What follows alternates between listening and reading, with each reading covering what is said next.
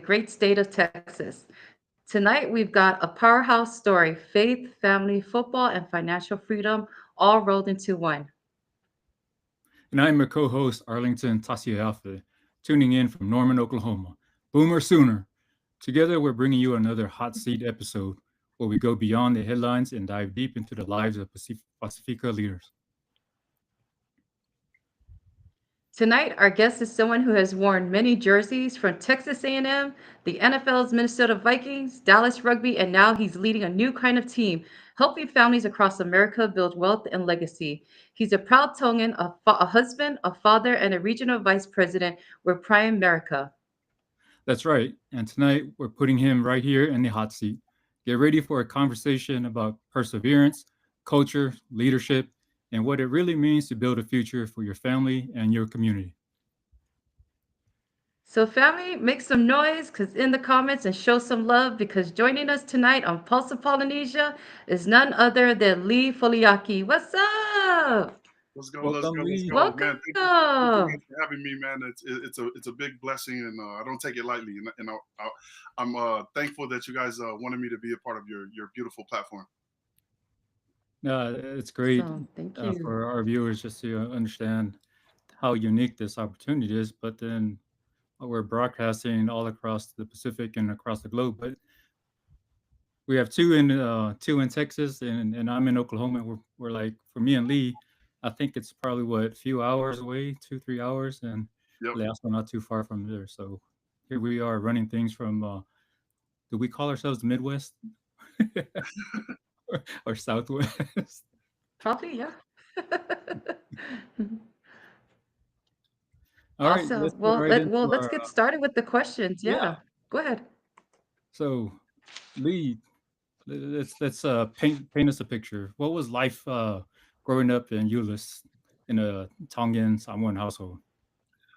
Growing up in Euless, just like many Polynesians, right? The humble beginnings. We didn't have much, but we had enough. Okay. I didn't know that we were poor until I got older and I started to reflect on life. And I was like, man, we really didn't have much, but we had family. Okay. So growing up in Euless, it's heavily populated with Tongans and Samoans. And our Polynesian culture here in Euless is very tight knit. So the community, backs each other up with whatever it is, maybe with supporting the kids or just supporting each other. But yeah, humble beginnings, man. You know what? For a lot of folks, I think a lot of folks already know about Euless because you guys put us on the map, right? You guys are like the ones that did the haka, and everyone's like, "What is this?" And then they said it's a college team. I remember when I first seen it, people said, "Yeah, it's that college team, down in Texas." It's like I've never heard of a, college team. And they said, "No, that's a high school team." So, were you part of that group that started that down there?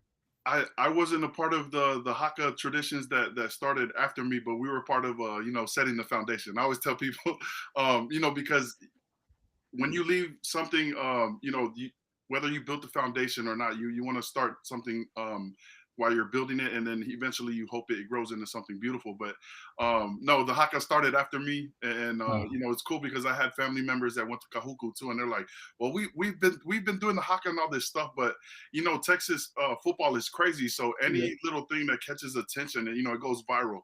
So they seen some of these Tongan and Samoan kids doing the haka, and every platform with the media was reposting and sharing it. So yeah, it's a big deal. Oh yeah, living in Nice. Oklahoma when we seen that, people knew those were polys, and I remember folks coming up to me and say, "Hey, is that your folks?" I'm like, "Yeah, that's my folks down there."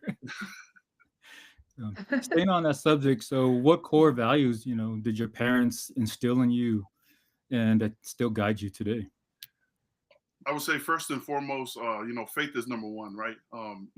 That's the foundation of not only my household, but I know all Polynesian households. Our faith is number one, and then I would just say, service.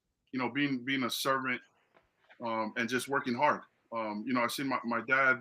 He worked 6 days a week, but he took off on Sundays for church, and that was just kind of the dynamics Mm. at home. But that instilled in me that I needed to stay faithful. I needed to serve others, and I needed to work hard with whatever I had my hands on. So Mm.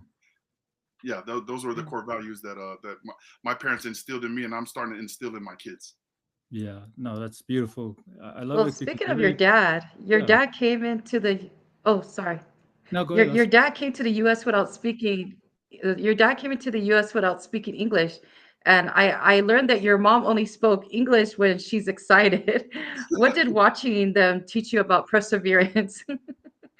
It taught me a lot, man. It always humbles me, right? So like those times that you face adversity or you face tough times, like you always want to reflect on life and like because I always think about what my dad did. Mm, You know, I was born in Tonga. My dad came here to the States first to get established. He found a job. And I always think like, we complain about a lot of things in life, man, but our parents and the older generation mm, that kind of just figured it out. My dad didn't speak English, but he had work ethic. So as soon as he got a job here, he saved up money, he stayed with his sister, and he sent for me and my mom. And that's just a crazy story in itself because I was a newborn. Okay, my dad came first to get established. My mom and I came. We stayed in Samoa for a year. My mom speaks fluent Samoan, man. So the funny story is when she met my wife, I was trying to give my wife a heads up. I said, hey, my mom speaks fluent, man. So I hope you're ready to to interact with her. And my mom always gets excited when she sees other Samoans because she just wants to exercise, how fluent she is. But yeah, as far as the yep. perseverance, man, yeah, it's a big deal. I'm humbled all the time when I self-reflect and think about my parents, man, and that's what keeps me going. Hmm.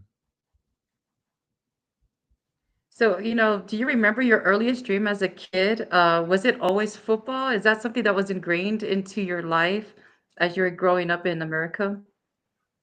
I would say it wasn't at first. I wanted to be like a firefighter because when you watch TV you see you see all of these these movies and Yeah. stuff. I always just thought firefighting was you rode around on a fire truck putting out fires. I didn't think they did anything else besides that because when you're a kid you just think like it is so cool to ride around on the fire truck. But I got introduced to football at an early Yep. age, and a lot of people because I didn't start playing until a little bit later, maybe my later years in elementary, while all the other kids were playing already.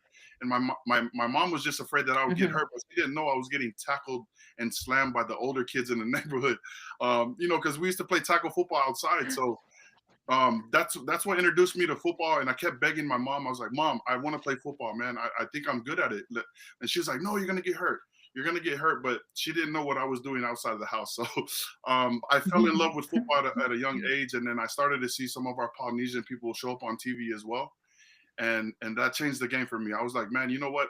I want to do that. I want to be him. I want to be Junior Seau. You know what I mean? So when I seen Junior Seau on TV, it was big Mm. inspiration for me to just want to pursue football and see where it would take me. So I just want So I have to to point out. ask, in regards to that question we just brought out. Sorry, Arlington, just real quick on this one. Yeah, go ahead. A lot of kids are influenced by different things, but it seems like the influence that was around you was more athletic. You just talked about your mom didn't know that you were actually getting tackled by the kids, you guys were playing. So was the influence around you good in Euless where you were growing up in? Or I did would you say face some challenges? um, I would say the influence was good. Ulysses is still old school, right? Like people still if you had a problem Mm. with somebody, like they still kind of like nobody turns to guns and stuff like that. If you had a problem with somebody, they go, like just back in the days, you go, True. hey, I got a problem with you. Either we go outside and handle it, or we just squash it. But there wasn't too many bad influences because our city really is tight knit, and we really care about what happens to other kids, whether they're yours or not. So no, I love Mm. growing up in my city, and it was beautiful just being around other Polynesian people. Nice. Sorry, Arlington, go ahead. No, there's like a lag, Lasso. So I know we're stepping on each other because there's like a lag. Was there a lag on your end, Lee? Okay. Um, Not kind of, but I'm just Okay. I'm just trying to pause a little bit, and then Yeah, I'll slow down a bit because it seems like there's a Okay. slight lag in here. Okay. Um, Okay. just wanted to. Was there any comments? I want to make sure we acknowledge our viewers, Lasso, before we go too far. Sure, go ahead. Okay. So Lee, I forgot to remind you, we do have it's a live session, so you're going to have some comments that come through. Okay. So here's our first one for the night. Um, it's from Janet in Oklahoma. Good evening, Pulse of Polynesia family. Okay. Yeah, it's alofa.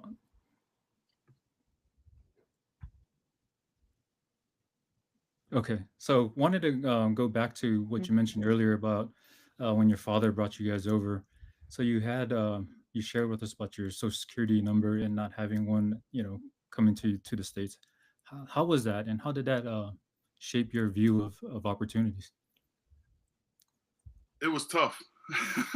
I didn't understand what a social security number was. I didn't understand that coming to the States, they just wrote my name on my mom's passport to allow me to get into America. And I didn't know the severity of that until it was time for me to fill out college paperwork. I always asked my mom and dad, I was like, hey, I know we're struggling. I know you guys are, working all the time and I want to help you guys out. And they always just told me to focus on school and football when I had got into football. So they never really just shared with me that I didn't have one, but they just said to focus on school and football, and not to ask them for anything.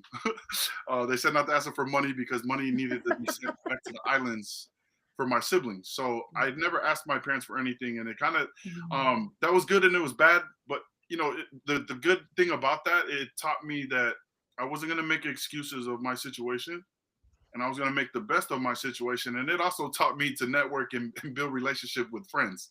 So I had friends that were working at fast food restaurants. I had friends that were working at clothing stores, and it wasn't like I was using them. They just thought it was cool to hang out with the superstar athlete, and I just really love to hang out with people. And during that process, they're like, Lee, do you want food? Hey, do you want clothes? And my friends just always hooked it up. But yeah, it was tough, man, not having the social security number because it limits a lot of the things that I'm able to do. So but I didn't use that as an excuse because I know there's other people that have way tougher situations than simply me, Yeah. because I know other people that are still thriving with that same story. So Yeah. No, I agree. It is a humbling experience, and myself coming from Samoa, it was the same thing. I think a lot of it is sort of like an eye opener. Things for me, it wasn't the social security number. It was a lot of things that, like a debit card. I didn't even know what a debit card was. Coming to the states, I didn't even know how to open a bank account, and Yeah.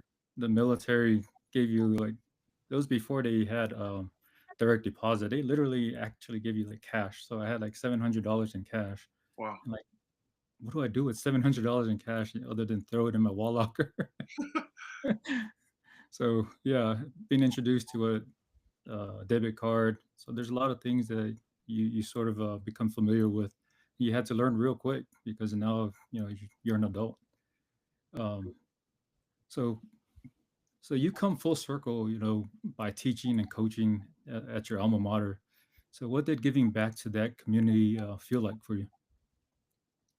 It was a blessing, Arlington. It was a blessing because as I started to go through the school system, we had one guy by the name of Fred Katoa. He was working in the school district, and he was just one of those guys that was on the faculty that kind of just kept all the Polynesian kids in line, right? I'm grateful for him still to this day because had he not been in that position, a lot of us maybe wouldn't have graduated high school or maybe received Mm, scholarships or maybe just gone down the paths we should have just because he was instrumental of about keeping us in track. So for me, I was inspired by that because I was like, man, I want to be like him. It's just crazy because I always see a Polynesian person that's doing good work, whether it's sports or in the communities, that inspires me. So when I seen Fred, helping out, us kids growing up, I wanted to do the same. So getting into the school district was, that was always the end goal for me. I knew I was going to play football. I wanted to be on TV. I wanted to put the city on the map. Wanted to give a shot at chasing this NFL dream. But the overall goal was to come back to Euless and give my knowledge and my experiences, my failures back to these kids, man, because they need it. Okay. And, mm, and, and the cool thing about, Yeah. doing things and checking off the boxes, some of the kids kind of appreciate that because they know your story. They know you've gone through the process. So I've got something to give away to them. So yeah, the community was real receptive, man. And like I said, it was always a dream to come back and coach at my alma mater. So it was beautiful. Yeah. And there were a few Yeah. that didn't recognize you when you came back. Go ahead and share you. It was kind of comical when you mentioned that last night. Some people were like, who are you? Yeah, no, because I want to say I started the long hair. This is when I had hair too, Arlington. I started to grow my hair out at Trinity. Nobody really had long hair, but it was just me and a couple other boys started to grow our hair out. And then and I left to junior college and I kept growing my hair out. So, we were into the long hair don't care vibe. But when I came back, I'm bald now. I'm a little bit. I have some pounds on me. So people are like, "Who's this guy? Did you just move into town?" And I just thought it was funny because some of these kids I was starting to mentor and coach, I went to school with their parents. Okay, they were my classmates. So I'm like, "Who's your dad?" I'm like, "Dude, come here, man. Let me slap you." But it's funny, man. So yeah, it's good laughs. I love that. That is really funny though, to be able to, come back and then relate to these youngsters who don't even Right. know who you are, but then you find out, oh, I know your parents. Don't Right, start with me. right. But, you know, let's let's go back to when you walk into a room, knowing that you have all these accolades and you've accomplished all this and you come back to Euless. When you walk into a room, what do you hope people see first? Your culture, your faith, your work ethics, or something else? Well, I hope people see all of those things when I walk through the door, right? But the first thing that people gravitate to is just my energy. Mm. I know when I walk in a room, it's like I don't know. I've always heard my coaches say this. They're like, "Man, when Lee comes in the room, he just lights the room up," and I never understood the meaning of that. And as I got older, that's just my personality, right? I'm always smiling. I'm always singing. I'm always just doing it doesn't seem like anything's too serious, right? But when I walk into the room, like Mhm. people they see me with a smile, and I heard somebody say if you're smiling, and somebody else sees you smiling, it just naturally makes Right. that other person want to smile. So that's what people see first. They see Yeah. my energy, and then once we get to talk and kind of just fellowship and get to know each other, they'll find out that the faith and the roots and the culture and all of that stuff, it's all aligned and all the above. So yeah. Yeah. I totally agree. Like when we had our test run last night, I was just telling you guys earlier, my husband, I had to chase him out of the room because he was like, the conversation is so interesting. He's just making me laugh with his stories. And I was like, get out, get out. But yeah, I truly believe that every word you say. So take us back to Texas A&M locker room. What was your mindset before the injury? Before the injury, it was just to do what I had to do to position myself to have a chance to get to the next level. Okay, so Mhm. obviously the next level is the NFL, and if anybody's playing sports or you're competitive or if you got dreams and goals, obviously that is the end results for anybody playing football, right? The biggest stage, Yeah. the highest level, that's what we're fighting for. Every day is a dogfight. So to take you back to the locker room at A&M, I transferred in from Kansas. I was a junior, just hungry, just wanted to be guided, just wanted an opportunity because coming from Kansas junior college, after winning the national championship, there was a buzz around my name again to go through recruiting for the second time. But when I got to A&M, it was just I was on a mission. I wanted to learn as quick as possible. I wanted to pick up on the system so I can get on the field as soon as possible. So that's all I was focused on. Obviously, you'll hear a lot of times athletes will tell you that they don't think about getting hurt or what if I do get hurt? Because if you think like that and you play like that, it'll slow you down and then you will end up getting hurt. Mm. So the injury, um, like I was telling you guys last night, I just felt like it was a reality check because I was balling, I was doing my Mhm. thing, I was starting to show up on draft boards, and then boom, just in a matter of a few minutes, my season's done. And I know I told you Mhm. guys last night, I was calling home wanting to be comforted, and my mom's like, when's the last time you've been to church? And I'm like, dude, what? Like, can you hug me through the phone, mom? Like, what are you talking about when the last time I've been to church? Because in that moment, see, Lee Foliaki is feeling sorry for himself. Right. And I'm wanting to be comforted because I'm a big mama's boy, but my mom don't play Mhm. that. She told me when I got to school, I better find a church and get my butt in there every Sunday, and give thanks back to Yeah. God. So that Yeah. was humbling in itself, but it just taught me a valuable lesson to get back to the basics. So before the injury, it was all focused on getting to the Yeah. NFL, and then post injury, it was getting back to the basics and leaning on God a little bit more because that's the foundation. So Yeah. Going back to this injury of yours, right? So you injured yourself, and now you're talking about having that mindset to play through the pain, and all. So you now have the cast on, and you play your final two games with the cast. What is going through your mind as you're playing those last two games? yeah, so great question, Arlington. So just to go back just a little bit, right? So I signed with University of Colorado out of high school. They placed me in Kansas to be closer to them at a junior college. So I had to kind of take a detour. So I served my time there. I felt like I was on probation, right? Served my time there. Ended up winning a national championship, and then I went through recruiting, signed with A&M, and then we played Colorado my very next season, and I ended up winning an overtime game against the team I signed up or Mm. signed for, signed a scholarship to Yeah. play for. And then the very next year, that's when I got hurt, and it was against Colorado. So all of these things surrounding me and them, it was just ironic, man. But no, the mentality was Yeah. more time I sat in that rehab corner, Arlington, I Mhm. just felt like my stocks kept going down and down and down and down. And I kept telling my trainers, I was like, hey man, can you do x-rays every day? I was like, is my arm good? Is my arm good? Because I fractured. So in your arm, you got two bones, and it was the radius bone in my right arm that I fractured. So there, I've got a plate and 6 pins in this arm. But I just kept asking, can you put a cast on it? Am I healed? Polynesians heal different. Like Right. I know you guys are telling Yeah. me what you know from what you learned in school and what you got a degree to tell me, but dude, us Polynesians are different. We're built different. And they're like, Lee, no. So every day I just kept asking and asking because my all I was thinking about, Arlington, was all of these days and these hours and these long summers of Mm. preparing to get to this moment, just to position myself to have a chance. So that was what was going through my mind. So yeah, I told him put a cast on my arm, and it's kind of hard trying to tackle Adrian Peterson and that Oklahoma team because with one arm.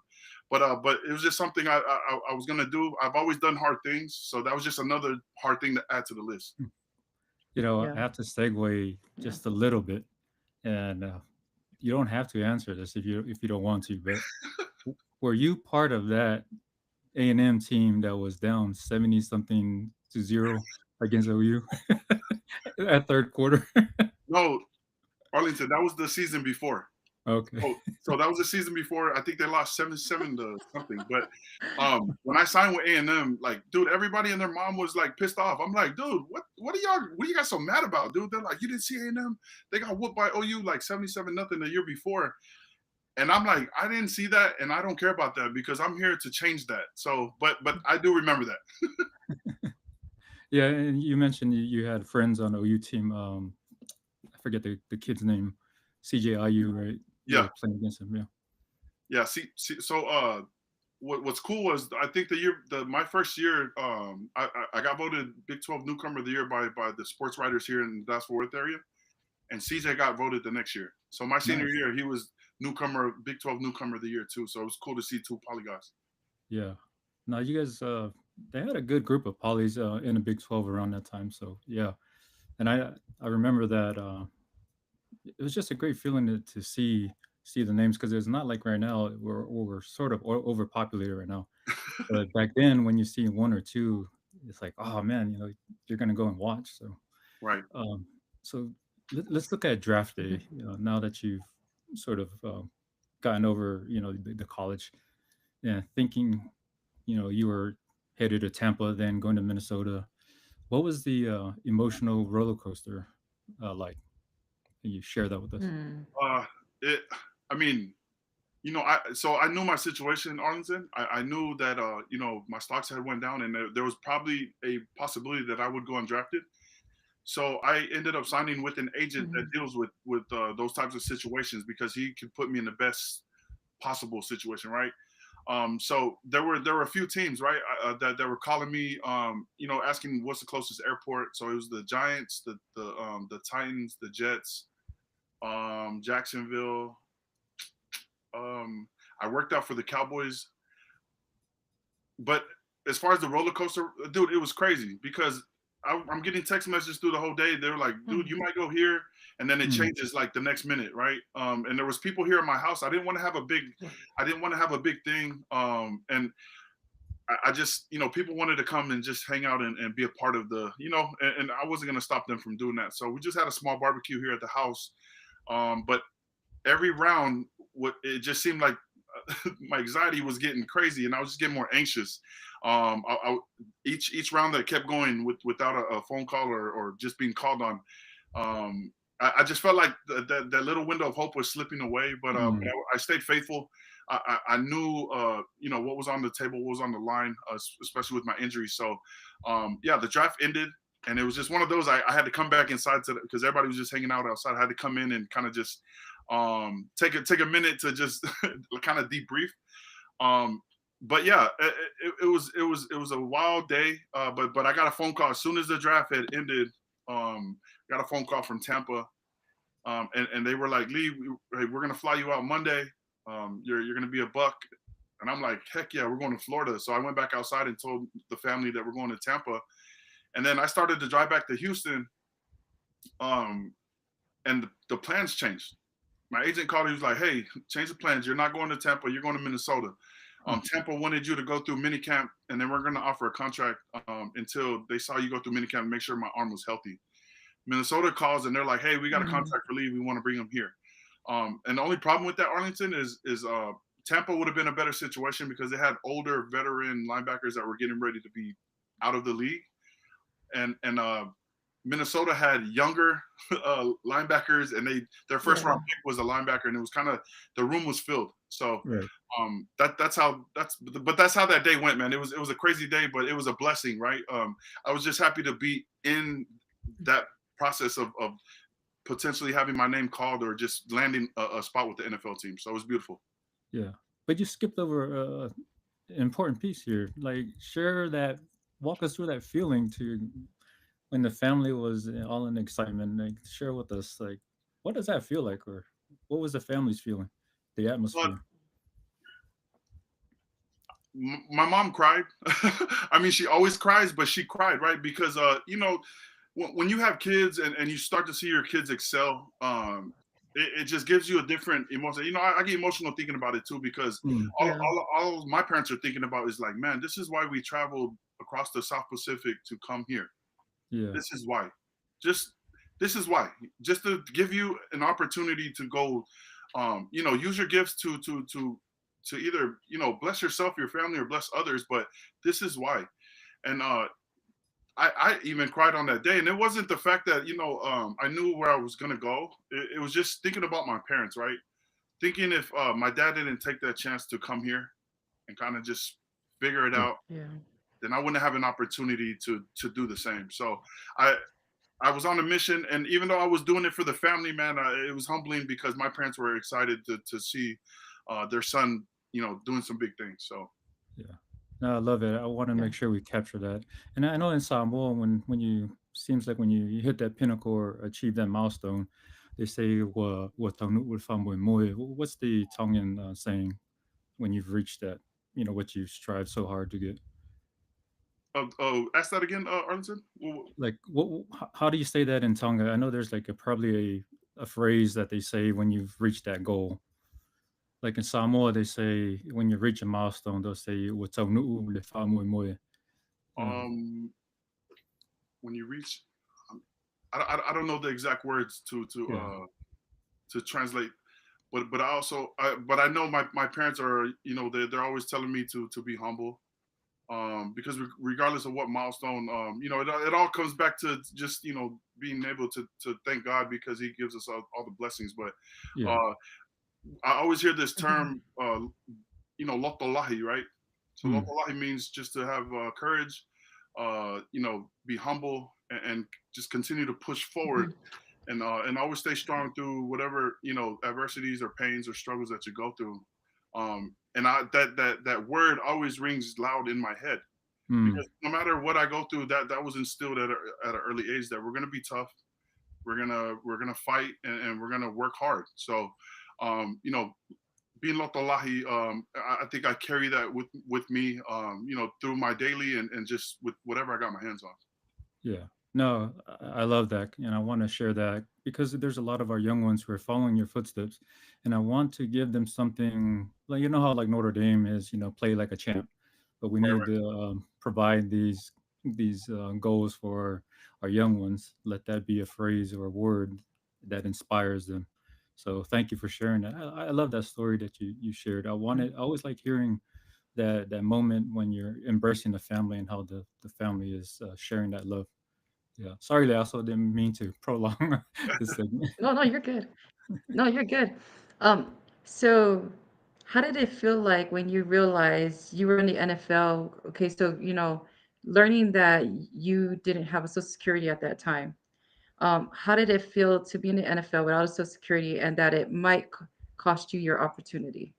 Um, I mean, so the Social Security thing, it kind of at each stage of life, football, or life, right? So I get to camp and I face the Social Security Yeah. barrier again, right? So the my agent already spoke with the front office management and they were telling them the situation. They were like, "Hey, Lee doesn't have his documents. All he had was a tax ID number to go through life with, but you can't use it for income." And it's just like another job. I mean, the NFL is a high Mm. paying job, but they're telling my agent, "Hey, well, we can't pay Lee his signing bonus because he doesn't have his social." So I'm sitting there in camp, and I'm like, "Oh my gosh, dude! Like, this is crazy." And my agent had explained to them that during minicamp I was gonna have to miss some days to come back to Texas to receive all those documents. So I finally received my social security number while I was in NFL camp. They held my signing bonus check until I came back from Texas. So I Wow. flew down here, took driver's ed. I spent like 2 3 days down here to get all of that stuff. And funny story, I'm doing driver's ed, and there's all kids, and I'm in NFL camp and I'm grown. And the instructor's like, "Is this your first time driving?" And I laugh because I'm like, "No, I've been driving since I was in elementary. But as far as this process, yes, it's first time going through driver's ed. And I'm sorry I look grown, but yeah, this is first time." But I went back to the NFL camp in Minnesota and things changed. So they did give me the green light to come back, but they also held that against me. So I missed reps. I didn't get no more reps from practice, and I was just sitting there. I'm like, well, how the heck did they allow me to come back? But they're now holding that against me in practice. So what happened with how I got released? Some some uh, some other older players, some other veteran players got injured, and in order for them to bring in more veteran players, they had to start chopping people. Mm, So I got caught up in the numbers game, and I sat there with the GM. He was like, "Lee, man, you were doing great." Because here's the thing, I I was focused on making the special teams just to get on the roster. That was my focus. I knew I was Yeah. going to learn. I just wanted to get in where I fit in. So I was going to learn special teams, and I was second string on all the special teams. So it was looking promising that if I just continue to work hard, I could land a spot. So when I got released, the GM was like, "Lee, you're doing a great job, but this is obviously the business side of things." And Arlington and Leaso, I didn't know if I was supposed to be understanding or should I flip this table because I'm just sitting here thinking like, dude, this is my Yeah. life. What do you mean like it's done? But yeah, I came back to A&M, just continue to work out and went back to finish my degree. But that was the end of the NFL journey. So, but to be, long story short, I have no regrets because people always ask this all the time. Lee, do you miss the NFL? And here's the thing: if I had to do it again, I'm still coming back to Texas because that social security number, dude, I've been waiting my whole life for that. And there is life after football. You know what I mean? So mhm. I'm still gonna come back Yeah. and I'm still gonna get my documents because whether the NFL happens or not, I need this for life. So Yep. Wow. There's a reason for everything. They always say that, right? And so, like what you just said, you were able to get that document for yourself, come back and get your degree and get it done and take care of it. And the fact that I was going to ask the question about, did you feel like you belonged there in the NFL? You were trying so hard to fight to stay in, even trying to get on special teams just to get through the roster. But the fact that, you had a choice of either trying to understand if you should be understanding or flip the table, but you decided to do neither and just take the humble road and choose the other path and go back to school. So there was never nothing, never ending for you. But I'm gonna switch gears real quick because you mentioned a story last night that made me love your mom even more because I can relate to your mom a lot with so many things. And you shared a story last night about how your parents wanted you to come to Texas so that you can play at Texas so they can watch the game. Can you tell us about this story? Yeah. So thanks for bringing that up, Leo. So I'm reliving. I just hear my mom's voice, but yeah. So I I, Sorry. I left Texas as soon as high school was done. So I've been in Kansas for 2 years. So my you know the, to drive up to Kansas is about 5 hours. My parents aren't making that drive. Okay, so these days, so the time frame is probably 2001 to 2003. Mm. Um, they still have maps. The paper maps. Like my parents took me up there, and I'm like, how Yes, the heck yes. are we getting to Kansas? So my dad pulls out the paper map, and now they got GPS. So like I was just like, dude, this is a different time. But here's what happened: go to Kansas for some time, and then going through recruiting again.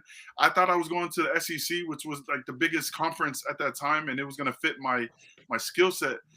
And I let my mom talk me into coming back to Texas because she's like, son, the community. She started like I felt like she was guilt tripping me. So she's like, the community hasn't seen you. Me and dad haven't seen you play. Your sister hasn't seen you play. Euless hasn't seen you play. You need to come home. And it wasn't like she was asking, she was kind of telling too. So I was like, are you asking or are you telling me? So she goes, no, you need to come home. We ain't seen you. So I had some options. Could have went to UT in Austin. I could have went to OU, Arlington's team. But, like I said, A&M was not good the year before. And I just seen that it was an opportunity to go there and get in and get on the field now. And the crazy thing about that is they talked me in and they spent every day talking me into coming back to Texas. And here's what's funny about that story. I come back to Texas and they only come to one game. And I'm sitting there, I'm like, because we get tickets, right? And our tickets are good tickets right behind the 50-yard line, by the sidelines. And, I'm calling home, hey, are you guys coming to this game? And mom's like, no, if we'll just be happy if they, we hear your name on TV. And I'm like, you're just kidding, right? And she's speaking to me in Tongan, and I'm trying to be understanding because I'm like, dude, I made a life-changing decision to come back to Texas because you guys wanted to come see me play. And my mom tells a funny story all the time because if you know anything about Kyle Field and College Station and our atmosphere, dude, our fans are nuts. The 12th man is real. These guys do not sit down. And my mom goes, dude, these people are crazy. They scream the whole game. They don't sit down, and I can't hear. I don't even know where you're at on the field. So we're not coming to another game. We're just gonna watch on TV. So good job, son. And that's all she said. And I'm like, this is crazy. So, but yeah, that was that story. But I often think like, what if you always think about the what ifs. What if I end up going to Yeah. SEC? But yeah, I wouldn't change that because everything needed to happen the way it happened to get me to where I'm at Yeah. today. So. Yeah. Well, thank you so much for sharing that and send my love to your mom because I love her even more just hearing about her. You Go ahead, know, Arlington. Sorry. looking back, so much has changed in college nowadays. Um, the NIL, if the NIL existed when you were playing, how would that, Oh, yeah. changed in your decision making? Man, I think about that all the time. And Arlington, like to be honest, I need some back pay.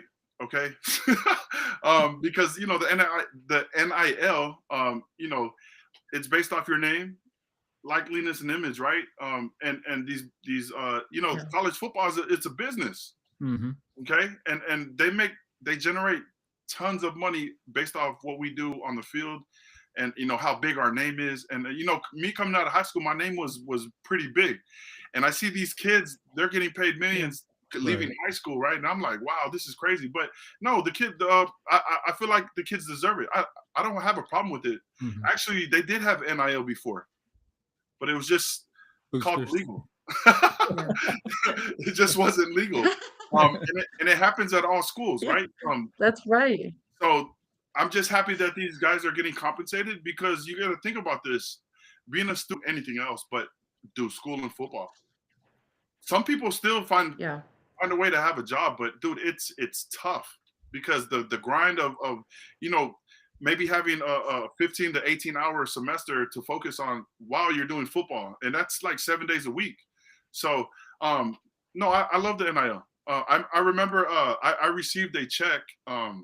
This was probably 2007 or 2008, because you remember the NCAA video game. Mm-hmm. If our name was on there, if you were on the game, or for how many ever years you were on that game, the NCAA cut a check for us because it was a settlement. Mm. So we received money for that, just for being on the game, and I just thought it was cool. I was like, man, do we get any more? So, but yeah, no, I love it for these kids. Yeah. Yeah. I like Yeah. hearing all the college things. So you guys went to a couple of bowl games, right? What was the bowl package, when you play in these bowls? Like the gifts. Yeah. So yeah, we played. So we had two options. I think because the schools kind of pick which bowl is going to pay the school the most money. So my first year we went to the Cotton Bowl, and it was crazy because the Cotton Bowl's here in Dallas, and I'm like, dude, we can't go to San Diego or Florida, like one of these other bowls, so I can get out of Texas. Trouble. I Yeah. felt like I was coming Yeah. back home, but no. So that year they gave us, I think that's when the iPods came out. And Mm. I'm probably telling my age, but yeah, that's when the iPods came out, and I didn't even know what an iPod was. I'm like, how do you work this? How do you use this?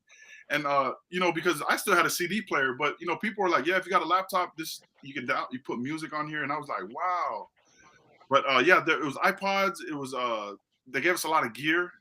They gave us money. There was a whole lot of stuff, man. The bowl games is where it's at, because Mm-hmm. some of the smaller bowls, and this is why I was mad at the Cotton Bowl, because some of my other friends went to smaller bowl games, and they got like camcorders and PlayStations, all these PlayStation. Wow. bigger gifts, and I was like, how the heck, we play on New Year's Day, which is a big bowl game, and these guys are going to, like, before Christmas of bowl games, and they're getting way bigger gifts, and it didn't make sense to me. So The university probably got a bigger revenue for playing in a bigger game, but the yeah, gifts were probably smaller.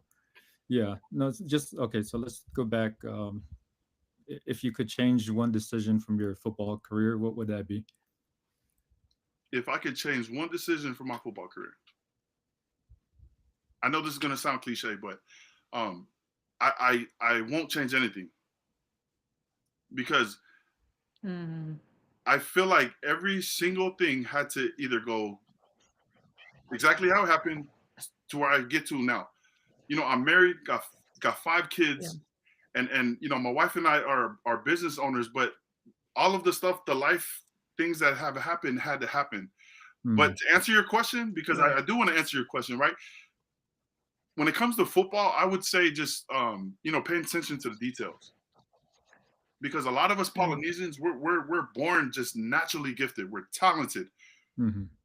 but the difference between being talented and knowing details, that's what separates people from going good to great, and people staying in the NFL, and people getting cut from the NFL.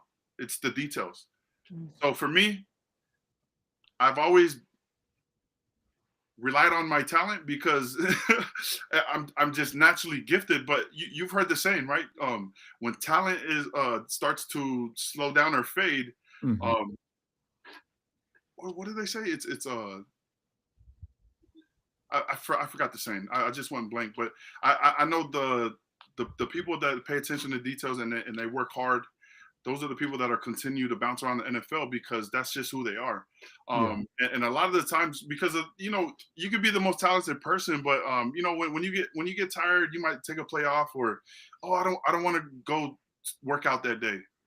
Well, that guy that's less talented has work ethic, and he's going to continue to work on his craft, paying attention to details. And I just know details in sports, life, faith, business, whatever the case may be, whatever field you're in, it plays a big role. So if I did have to change something, it would be paying attention more to the details, because a lot of the times I relied on my talent, and my talent could only get me so far, because once you get to the NFL, everybody's talented. Everybody's talented. Now, what separates you from the next guy? And at that level, people are talented and they are paying attention to the details. Yeah, you're talking about like the depth of knowledge of the different schemes you're running and stuff like that. I guess that provides some longevity because as you get more senior, you may have lost that ability, but at the same time, you're of value because you can still be inserted at moments of Right. the game, or be relied upon as a mentor for someone younger that's coming up. I guess that's where you're getting at with this. Yep. Mhm. So let's jump into the setbacks and the mentality and the seeds of benefits. So you face. I don't know. We might. You may have to stop me to correct myself if this question was already asked. You face a lot of numbers, games, rosters, eligibility, finances. How did you learn to play the hand you're dealt? Yeah. So because it just feels like life, like with me, numbers and my life have kind of gone hand in hand. Um, starting from how I came over here, no social, um, just documents and just football, right? Just understanding that I've only had 2 years to play college ball, so I had to maximize every opportunity and every chance that I had to get into the NFL. Facing it's a numbers game, because that's all it is. It's a numbers game. And then even in life, like my wife and I work in the financial services industry. Hard work beats up. Yeah, that's the same. That's it. That Okay, yeah, that was the hard saying work I was beats trying to. I was. I balance. was trying to. I was like, I went blank. I'm like, no, because I hear that all the time. Because I tell people that's the separator, right? Um, but yeah, it's a numbers game. However you want to look at it, however you want to look at it. Yeah. Even with the profession me and my wife are in now, it's about numbers. But it's just kind of the way I've learned to play with my hand, because I was telling the person that asked me that question, Leaso, I play spades, right? I don't know if you guys play spades, but sometimes when you're playing with your partner, right, and you don't have a good hand, sometimes some people throw it in because they're like, you know what, this is not going to work. But for me, I'm like, no, let's just see what happens. Let's just see what happens. Let me see how good of a spade player I am. Even with this bad hand, let's just run it. And I've kind of treated life like that too.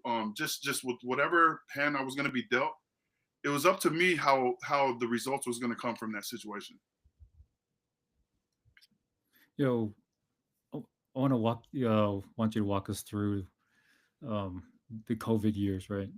So you said you spiraled during COVID. Um, what pulled you out of that season? Mm. Great question. So COVID was crazy for everyone. I was teaching and coaching at the time. We're getting ready for spring break, and then COVID happened the next week. So we started working from home. Okay, and then a few weeks later, my brother ended up committing suicide. Um, and, yeah, it was just tough, man, because that was probably the toughest loss for me. It hit home pretty hard, and yeah, I didn't know how to handle it. Just started to go down the wrong path, and man, it was tough, man, because yeah, my brother passing away was a big deal, and Was he it here was in Texas with you guys, so he or he was came he? from the islands when I was a sophomore in high school, and then he was here. He got into the Navy. He got in a fight, and then he got kicked out for something. Mm, But fast forward, he ended up getting married in Australia. Okay. And that's where it happened. So during COVID, I mean, I kind of still don't have closure with that because we didn't get to go because the borders were shut down.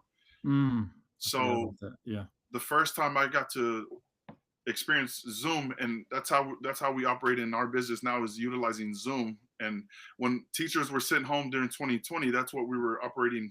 That's what the world was operating out of, was online.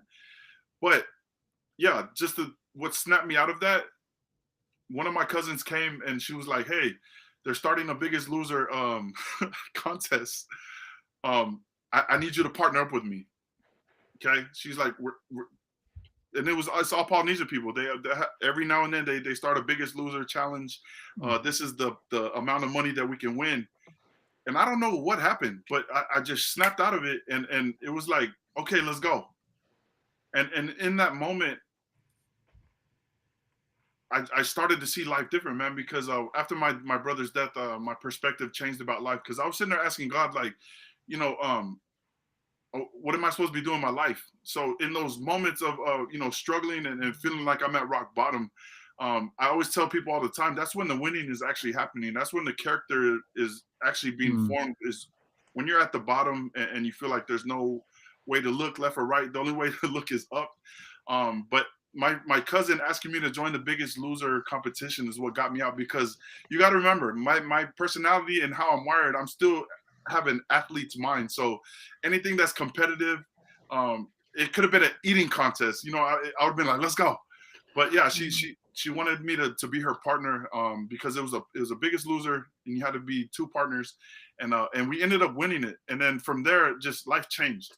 So that's how we got out of that little funk that we were in during COVID. yeah.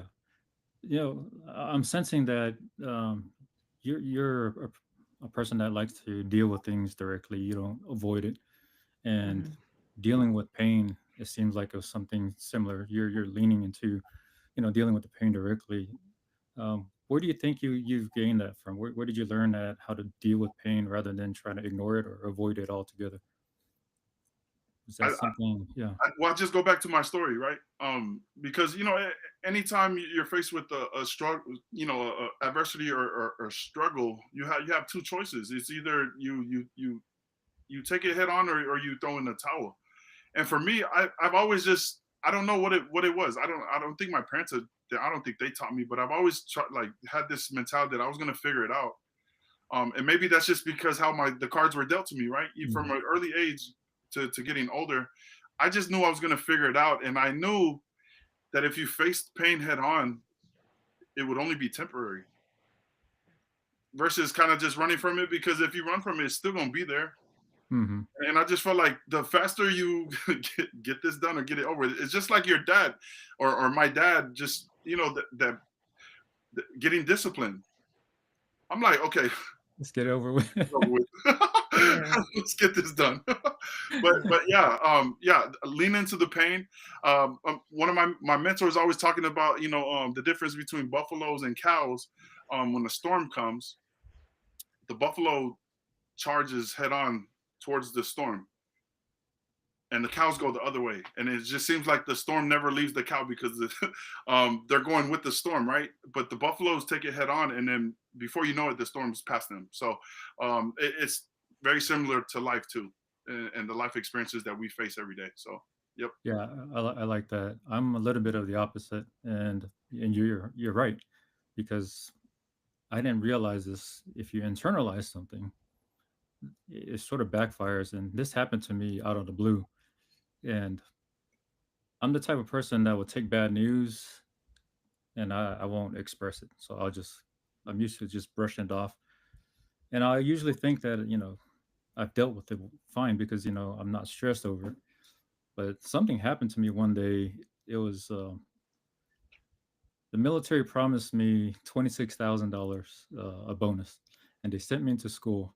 And I went and completed the officer's course, came back, and they said, "Well, page 13 of your contract shows here you weren't eligible, in the first place." And to me, being burned by the military so many times on bonuses or contracts, I just figured that's me being an idiot. I should have read the contract.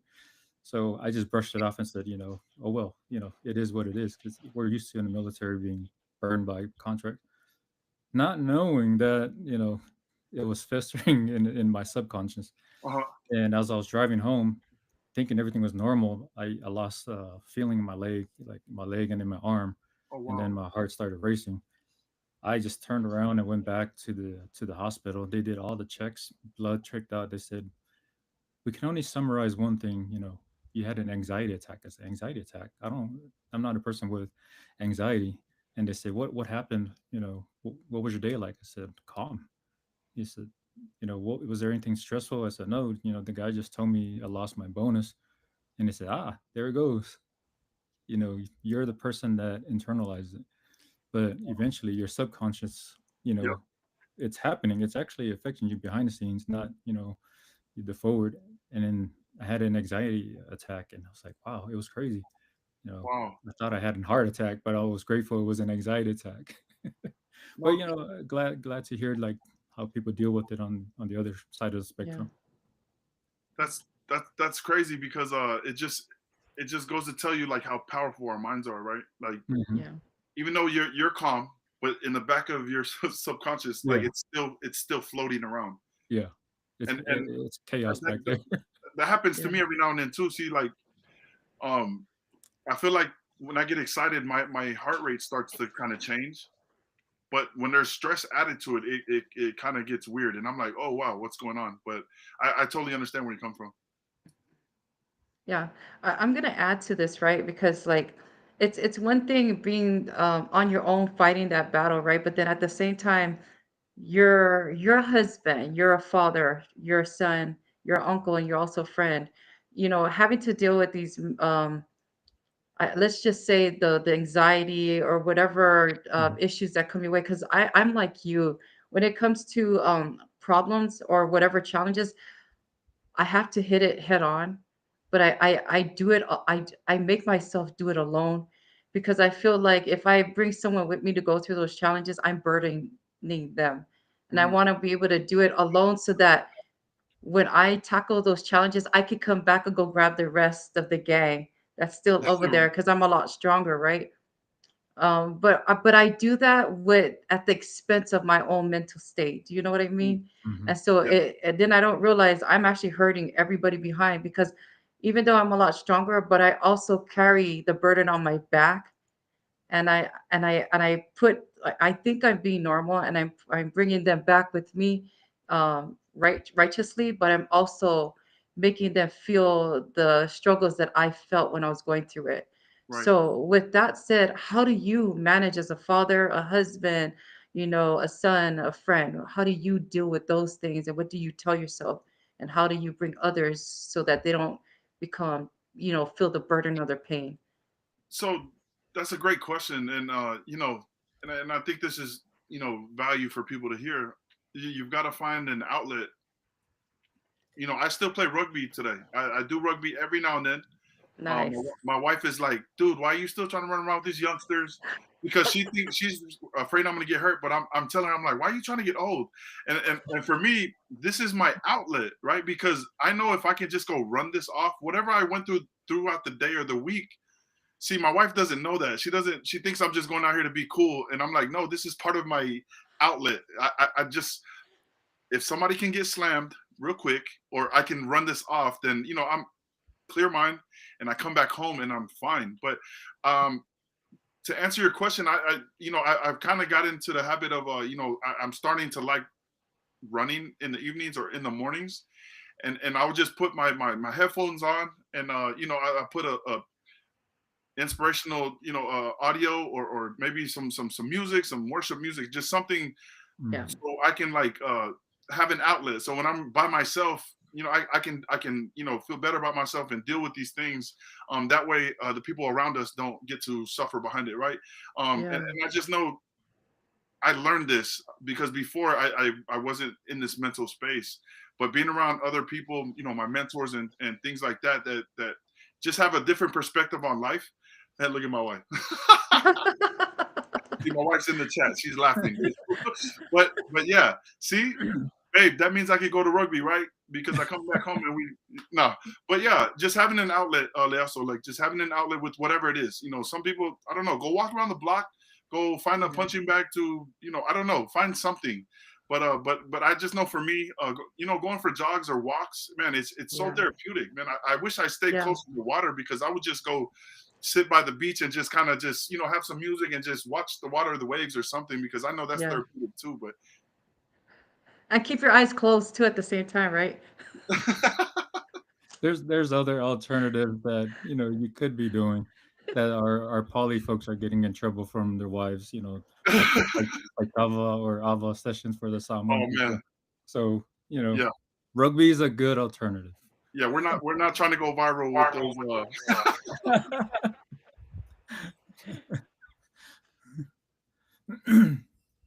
So, you've already mentioned like what you would do, even if you're going through those challenges, the things that you need, everyone needs an outlet, right? Um, what would you tell someone listening to you right now who's at rock bottom? Wow, that's a great question because I've been there plenty of times. I feel like if you've gone through things, then I mean, it doesn't make you an expert at explaining Mhm. how to get out of those situations. But I feel like you have a say, right? Because I've received the most value from people that have gone through things and they're able to maybe guide me through maybe if I'm going through it at that moment. But what I would say to somebody that's at rock bottom, I mean, the only way to go is up. Yeah. It's temporary. I feel like because I'm surrounded by a lot of leaders that pour belief and pour positivity into my life and just for my headspace. I just know that blessings are when you're in rock bottom. There's a huge blessing that's on the other end of it. We just got to get through it. And I just always feel like there's no test, no test, no testimony. Um, what you're going through at that moment, it's not happening to you, but it's happening for you. And I just feel like, my wife and I being in the people business, we're counseling, not counseling, but we're kind of just guiding people through life because my wife and I have probably have been there already. So Yeah. for me to use my platform with being at rock bottom or facing adversity, I just feel like it's a lot of value I bring to people to get them out of it because it's only temporary. And now when me and my wife face adversities, even though it's tough during that moment, I just know the way I think now is like, man, I wonder what's on the other end of this. Like, what's the big blessing? Like, what is about to happen? Because a lot of people throw in the towel during those times, right? Yeah. When things get tough, they don't have somebody in their corner. I would just say like who's your support, who are you surrounded by, because a lot of times when we face these tough times, we choose to isolate, and when you're around good people that truly care for you, man, it means a lot because I know when we're at tough times, people always check on us, and just a simple like, hey, Leaso, how you doing? Just thought about you today. And you could have Yeah. been going through tornadoes of adversity, right? But just somebody reaching out and just saying, "Hey, how you doing?" I mean, it could lift the spirits. And yeah, just put everything on God, man. You need to pray. Yeah. Like the battles that you're facing have already been fought and won. So like I always just go back to speaking to God and just asking Him like, "Hey, what are you trying to show me right now in this season of life?" And we've come out of all of the storms. And like I said, it's only temporary, but the big blessings are behind that. So just keep pushing through it. Thank you. Yeah. Yeah, I love that statement, and I think the most important part that you mentioned was also um, there's no other way, to go but up. But you have to make that first step. That first step to recovery is more important. Also, can you bring this comment up that just popped up? Okay, self care is Not my very wife, not my important. wife. Everybody else, Man. but I see my wife in the chat laughing. Self care is very important and therapeutic as well for oneself. Okay, Mhm. thank you. Yeah, a lot of that all ties together, and thanks for sharing there, our viewers.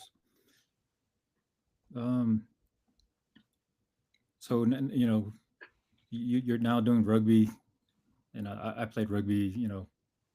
There is a difference in rugby and football, but let's hear from you because we had other folks, and we always brought them in just to hear that comparison. Um, what's different from rugby compared to football? The difference. I mean, for me, it's still a contact sport. Hmm. I know in rugby they teach more from a technical standpoint, and I'll just share this because I know when the Seattle Seahawks won the Super Bowl that one year, they invited some rugby professionals to come teach the rugby style tackle because it's more efficient. Yeah. Mm. And for me, I was like, wow, because it is because we've always been taught because we have pads on to put our head across the body on somebody, and Hmm. then you still end up getting trucked, or the person still ends up knocking you back. Versus how rugby style tackle is the opposite, and you actually drop somebody right there where they're at.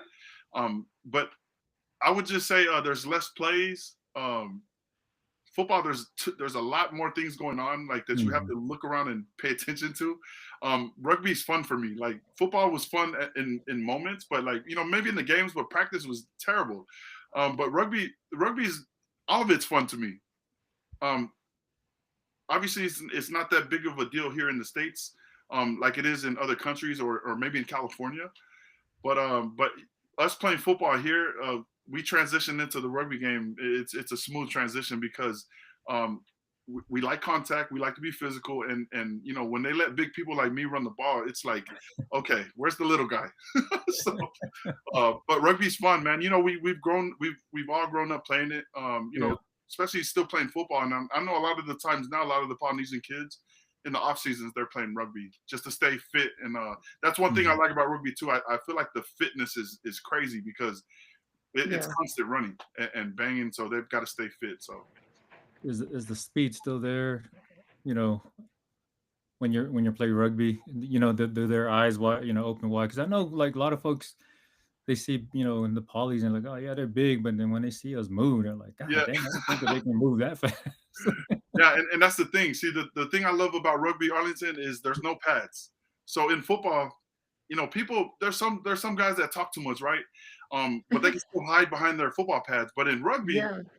if you're that guy that's like causing all this commotion and you're the big talker, well, there's no hiding behind no pads. It's like me and you now. Yeah, Yeah. And I just feel like there's not that much talk in rugby. There is here and there, but it's not like football. But no, you're absolutely right. Because if you're one of those guys that was chirping and I get a chance and I'm running the ball, like, yeah, we're going to have fun with it. So, Yeah. Yeah. no, So we had go ahead. Star. Star was a former Manu Samoa player, but he oh, yeah. also we asked him, his thoughts of the NFL, but he kind of echoed what you said. The NFL, there's so much movement, so much plays to learn. It's much more complicated than Yeah. you would think. So I like that you guys have similar points. Yeah, Star's a back to you, beast, too. last I wanted to add again our conversation last night during our test run. I think the beauty about having rugby as an international sport, right? It's kind of like church. You go to wherever in the world you find a Christian church, you go to it because we all follow the same learning, right? It's the same with rugby. You have Polynesians in a rugby team, and once they find a family, a Polynesian family, Oh, they yeah. try to push them to that family to keep them because they're already away from their own home, but they want to keep them to not feel homesick. You shared that last night about your family in Pearland and how the saber tooth is it saber tooth right in Houston. Tell us about that.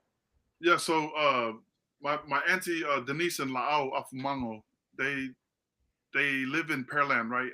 And they were one of the first homes because when Pearland is fairly new still, but Hmm. when they started to develop that area, my aunt and uncle had one of the first properties there. But yeah, they're my aunt and Wow. uncle diehard football people, but when they put a professional team there in Houston, they became like the sponsor parents after the game, doing the cookouts, the luau's, and all of that stuff, and having kava for the players because you just know how it is when you're out of your city limits or what you're used to, and you're in another state. the first thing you're looking for is like, man, I gotta find me some poly people because Yep. I need to find the food. I just need to find people to hang around. And that's what we do when we go to these other states. But my aunt and uncle have been that for the Houston rugby team. And I'm always seeing their stories on social media. I'm like, dude, they're meeting all these famous rugby players too, just Yeah. because they get to sit there and serve and cater to those guys that are from out of town, and even for the players that travel to come play in Houston. So Mm. that's a big deal for them, and I just think that's cool. I just think that's our nature, right? Um, Yeah. there could be a football family, right? And then they see some other polys that are playing on the other football team. They're going to show up and bring food, and Mhm. just do the things that we do. So I, Yeah. I'm happy that they're there for people. So Yeah, I don't know if we touched base on your coaching high school. Did we ask you on that? Because I've learned that you were also a high school coach, right? Because my sister was down. Did we touch base on that? I don't know. I'm sorry. yeah, I was teaching and coaching back from 2018 to 2020. So Okay, I stepped away during COVID, but that's what I was. I got into the school district. I was there for about 3 years. Um, so I yeah, want to ask on that part with the coaching in high school. Do you think that these high school coaches should also implement rugby techniques to help their players? Because we talked about how the Seattle Hawks, I believe, had these rugby coaches come and teach them the right way. Do you think that's the same thing that should be implemented in high school as well?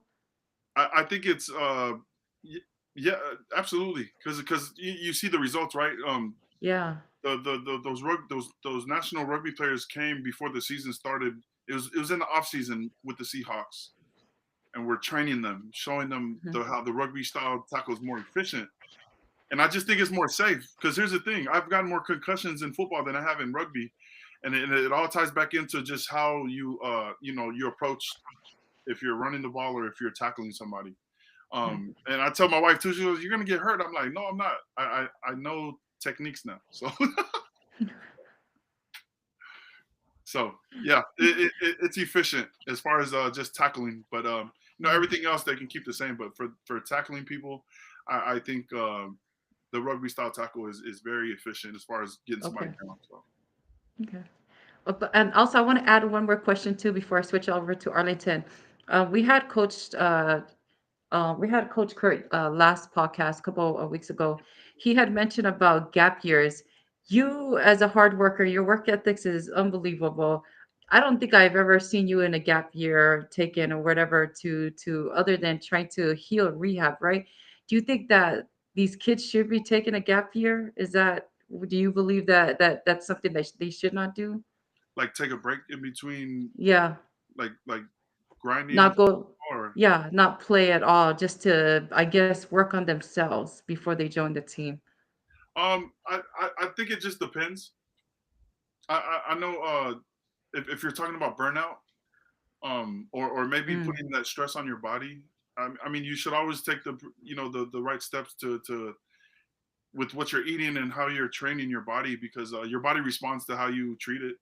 So as yeah, far as the grind, because it's just muscle memory that you're creating with your body. Like for me, um, like I went through this journey, and my body changed, but my body still has been trained for years and years and years. Because my wife, she can't stand. She goes, "Man, you just drop pounds so quick." But no, it's just when I get to active, my body still is yeah, trained to its muscle memory. But um, yeah, I think because they here in Texas, like football is year round, which yeah. I think is crazy. But I don't know. I can't answer that question It because depends. that's Yeah, how it was for me. Like yeah. we never stopped, and it was year round, and we played other sports. But I think there's probably different steps that you can take to make sure that you're taking care of your body and what you're putting into it, that will Yeah, prolong your longevity with what you're chasing, and keep you healthy. yeah, yeah. I agree. Sorry, Arlington, go ahead. No, no, you're fine. So, Lee, we're gonna transition to faith, family, and financial freedom. Okay. So, meeting your mentor, Jacob Webb, right? What did he say in that first conversation that shifted your thinking? So Jacob Webb is my that's my guy, right? but I met him, and you know, he was a former teacher and a coach, and you know, that was my background at the moment. But he had stepped away from that, you know, to start his own company. And you know what he said to me, he goes, "Lee, you coaching over there at Trinity?" And I was kind of, because he coached at a big time college here in Texas. I mean, a big time high school here in Texas, and our high schools used to battle. So it was a pride thing when he asked, "Oh, you coaching at Trinity?" I'm like, "Yeah, absolutely." And he just looked at me. He goes, "Oh, you ain't making no money over there." And I'm Oh. like, hold up, because I just met him. That was my first interaction with him. But here's the thing about me. I will always appreciate when somebody just keeps it real with me. I will Yeah. always appreciate when Mm. somebody shoots me straight. I will Yeah. always appreciate when somebody's just telling me the truth. And he wasn't lying, but it just sucked the air out of me because, like, you know, I'm 6'3", and he's like, I don't know, 5'8". So I'm taller than him, but it just sucked all the air out of me. And I'm like, but before I could respond, he's like, "Hey Lee, I don't mean no disrespect. I just know what that lifestyle looks like. That's my background. That's what I came from. And if I Mm. wanted to make an extra $50 just to make extra money, I would have to drive the school bus on a Tuesday to the junior high games." And at that moment, I was like, okay, I do not want to do this for the next 30 to 40 years because, you know, after losing my brother, the key thing for me was just getting my time back. I wanted to Mm. control my time.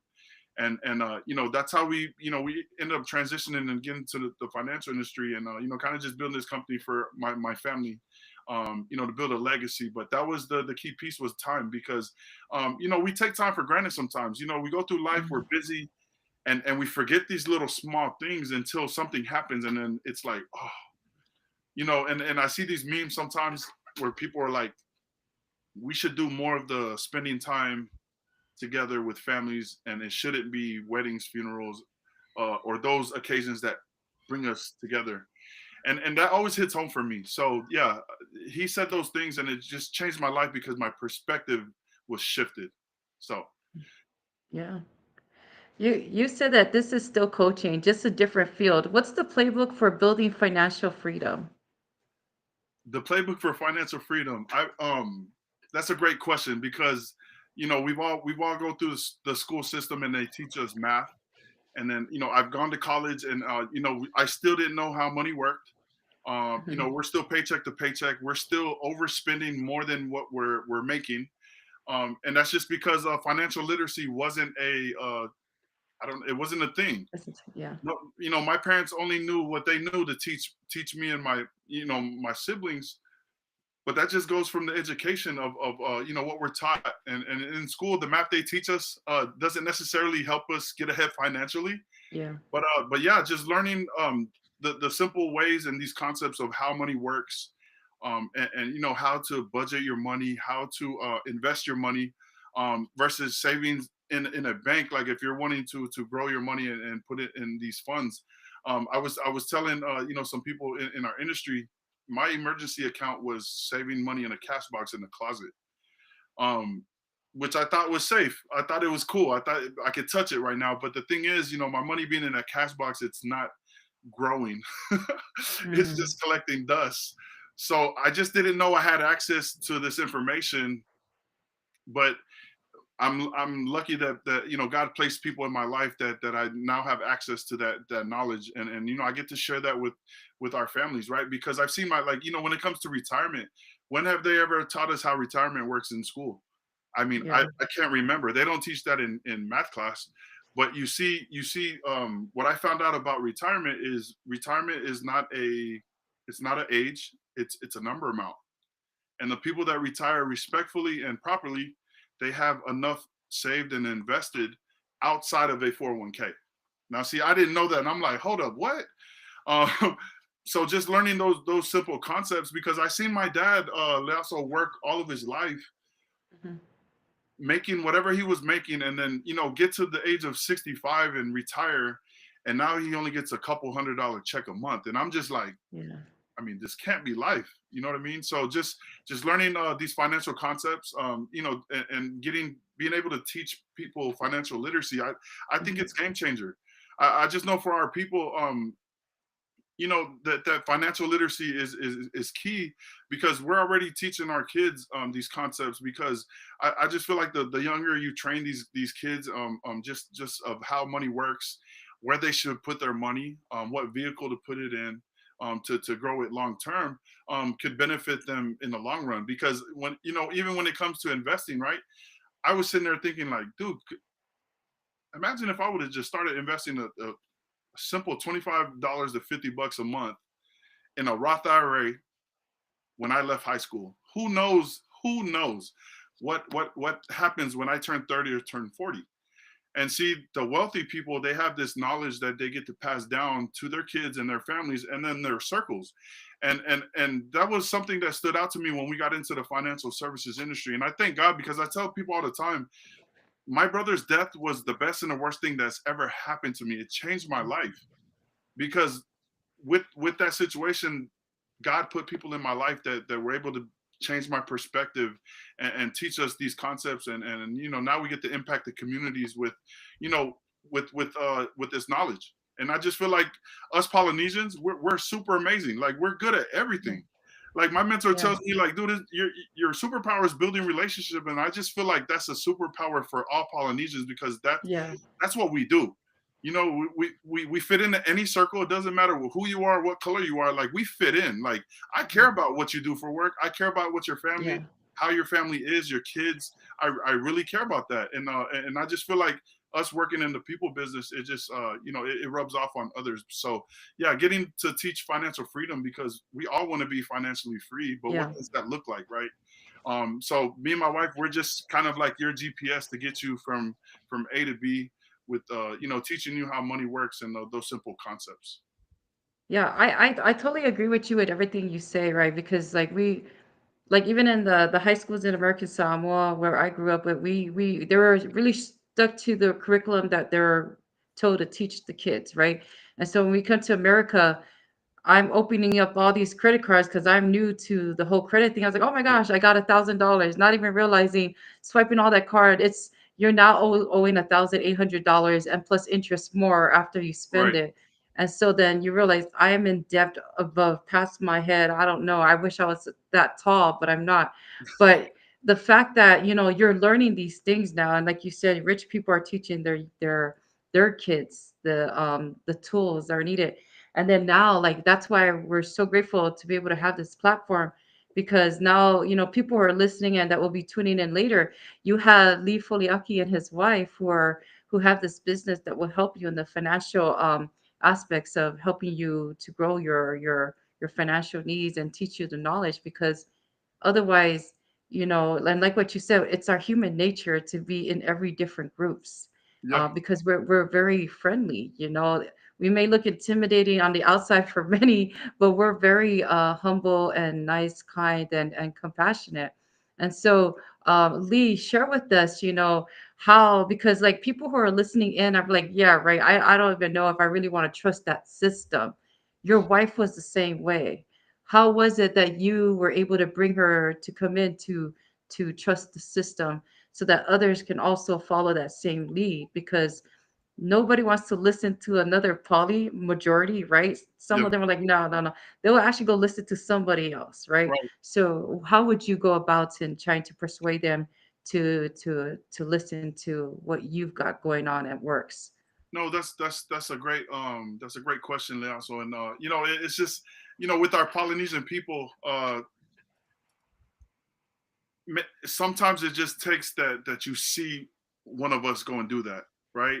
Just like for me growing up, I seen another athlete. I maybe seen Junior Side on TV. I seen a cousin, but that just gave me hope. So it's not like we don't believe in our people, but it's like I need to see it, Yeah. um, which goes against what we believe, right? Because it's like, I walk by faith, not by sight. But the thing is, with our people, we're still kind of hard headed sometimes, right? I always call it coconut. But the thing is, my wife and I, we're in the financial services industry, and in Texas, me and her are the first state and federal licensed broker in our industry in Texas, first Polynesian couple. And for Wow. the whole industry, as far as America, we're probably the number 8th or number 9th. So there's not many of us. So for us to be in this space, Like we had to do a lot of stuff. We had to pass a lot of exams. The state and the federal exams are crazy. And you know, part of me and my wife's partnership was I was going to build this business that we can build a legacy right now and pass this down to our kids. And my wife was going to focus on you know, the licensing for us to get into ownership. And here's the thing: to become financially free, most people don't realize this. You need to make more money. You have to make more money to become financially free, right? And the thing is, you got to start to look at life. Because in our business, we never try to convince people. We just bring value. I'm always going to bring value. So you know, when the cost of living is up, you got to think about, is your job paying you enough for you to be okay? And a lot of the times, the jobs aren't keeping up with inflation. So now you're overworking. You're working more overtime just to make the same money or barely have some left over. So there's a need for money. In our business, we always bring value. So I don't ever sell nothing. Like I said, I'm here and I still teach and I coach and I get to educate. So if you have a contract I need to look at, let's review it. Okay. If my wife and I are fully licensed and we're certified state and federally to handle you know, investments or take care of financial game planning. But that's what we do. And I just feel like for our Polynesian people, my wife and I have got to go make a name for ourselves for people to believe. That's just how the game's going to be. And we're fine with that. Okay. So once we start to open up these offices, because we do have a vision of opening up 10 locations in the next 2 years. And this is my vision, Leaso and Arlington. I want to have the biggest team of Polynesian business owners. That's what was on my heart when I first got into this and I saw the vision. I was like, dude, my mentor asked, how many Polynesian business owners are in Euless? And it was tough for me to say zero, because there's people that are self-employed, but there's a difference between being self-employed and being an actual business owner. And that was my vision. I wanted to use these concepts that we teach to change my family's life first, me and my wife first, because we didn't have no retirement, we didn't have no emergency fund account, we didn't have life insurance, and this is all the things that go into financial planning. So I wanted to take care of my family first, and then from there I was going to go teach the community. Because think about this: if you see, how many times do we see let's say Quick Trip or a gas station, it's like 99 cents gas. Mm-hmm. Do you just sit there and keep that to yourself, or do you like post on social media, you're texting your cousin, hey, you need to come to Main Street because the gas is cheap? Well, that's how I feel like with this news about what we do. Like, I would be selfish not to share what we do with people, because I'm like everybody's benefits package. I'm your financial GPS to get you from A to B. If you need to make more money, we help you there. If you need to get out of debt, we help you there. If you need to you know, start an emergency fund account, we help you there. If you need a plan for retirement, we help you there. If you need to put money aside in an account to set up these accounts for your kids' college saving funds, dude, we help you there. So there's a lot that what we do with this space. And I just know there's a lot of people watching us, especially our Polynesian people. But like I said, me and my wife had to go do it first, because there's going to be a lot of people come behind us that look like us, talk like us, and walk like us. And we're just happy to be in position. So I hope that answers your question, Lias. Yeah, you did. Thank you. Thank you. No, you're exactly on point there, and Mhm. a lot of what you said, it resonates, because I think me and Lasso are in a similar walk, right? We try to connect people where the resources, right? There's a lot of things we're not educated on, or we're not grown up with, or not familiar with. We introduce them on our platform and say, hey, here's a solution, or here is, you know, a better way of doing things. But I want to go back to what you mentioned last night, and you probably mentioned when I was gone. um,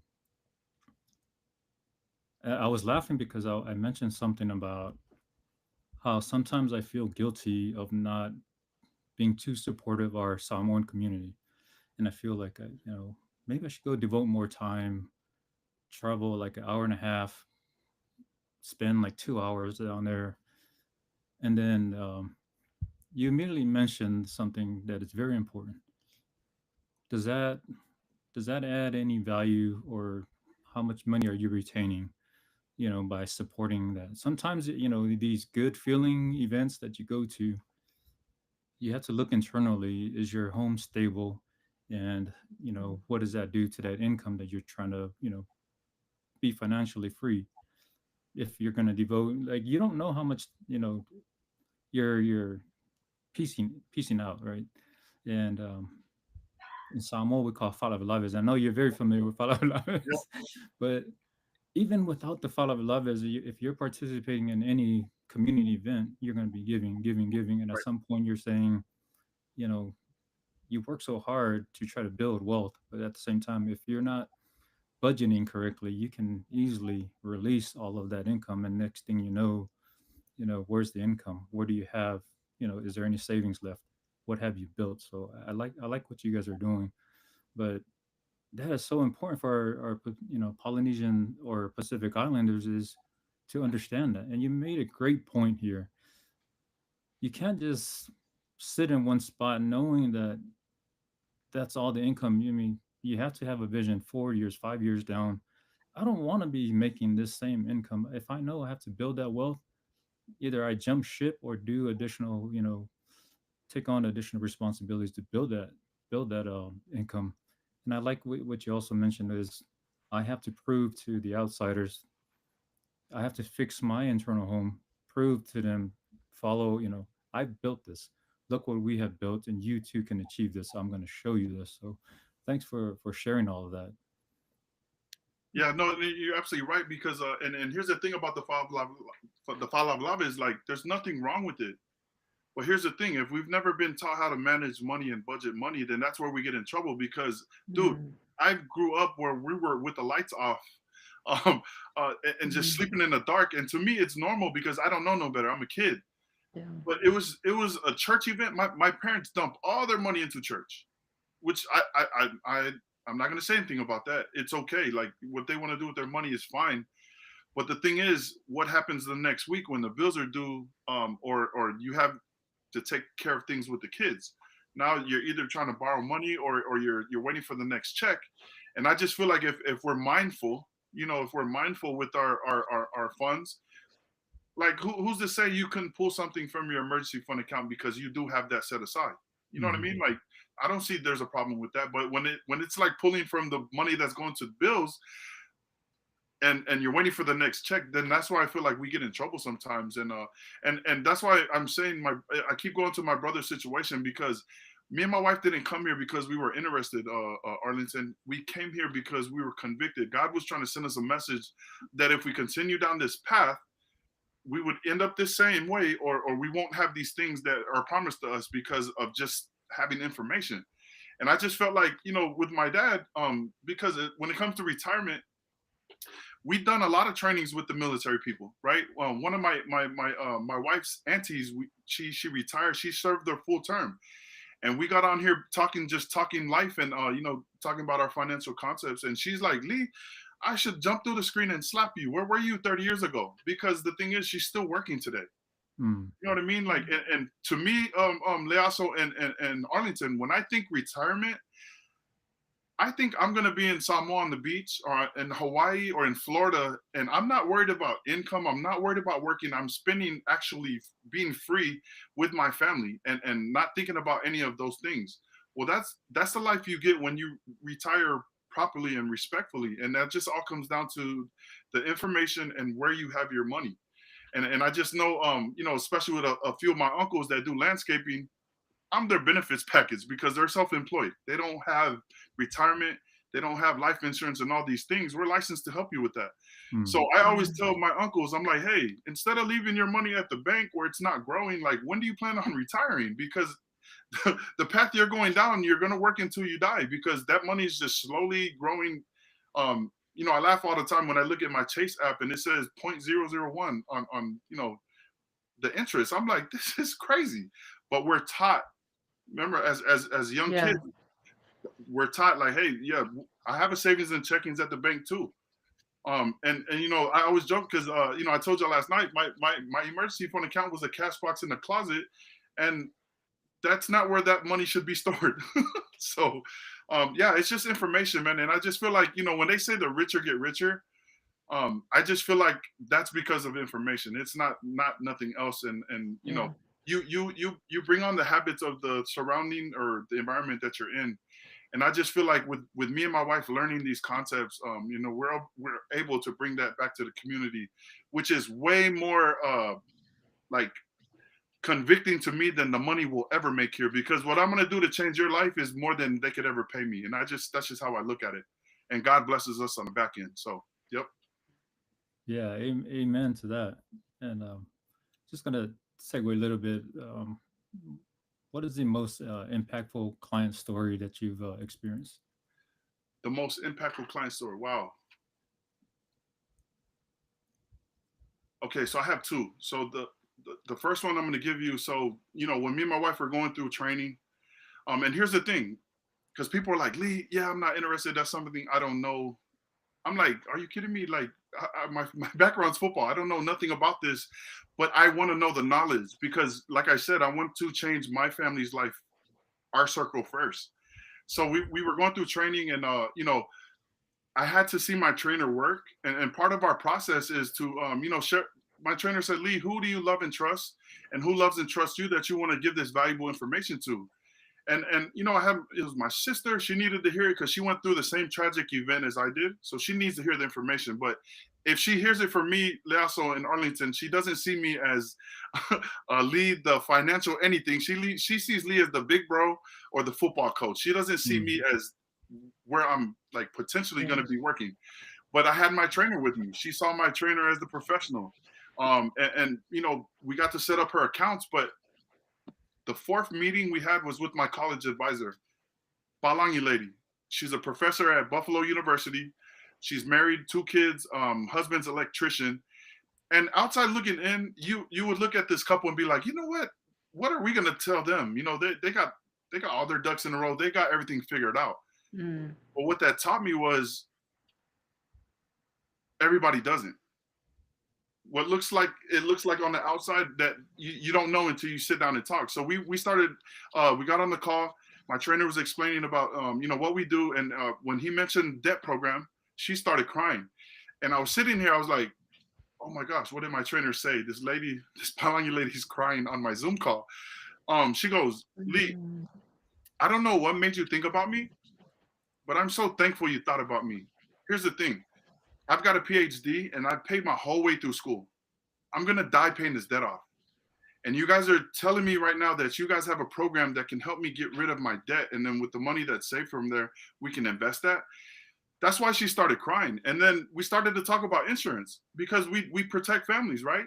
That's the foundation of a financial game plan is life insurance. And sometimes we think it's like, I don't know, that there's a lot of things that are out there, but you know, we just break down contracts. We don't do we're better than you, he say, she say. No, let me see these contracts, because the lawyers make these contracts to protect the company versus it actually protecting you. And I just want to make sure you know how it works. So Miss Cheryl's her name. She had 3 or 4 contracts, 3 or 4 policies that a friend sold to them. And a couple of them, the kids weren't covered on. So she starts crying again. She's spending about $300 to $400 a month because she just doesn't know how it works. Okay. And we were able to help save all of that money, put them in a vehicle that is more beneficial for their family. And with the money we saved them, we opened up Roth IRA accounts and started stuffing the money in there. So we will help it grow.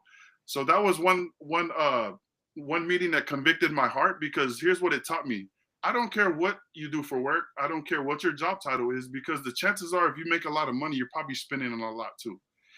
We cater to the middle income class because they're the market, the biggest demographic of people that gets left out in the rain. We're always working all the time. We're always busy, paycheck to paycheck. And not saying all, but most of us are broke. I'm speaking only for me and my wife.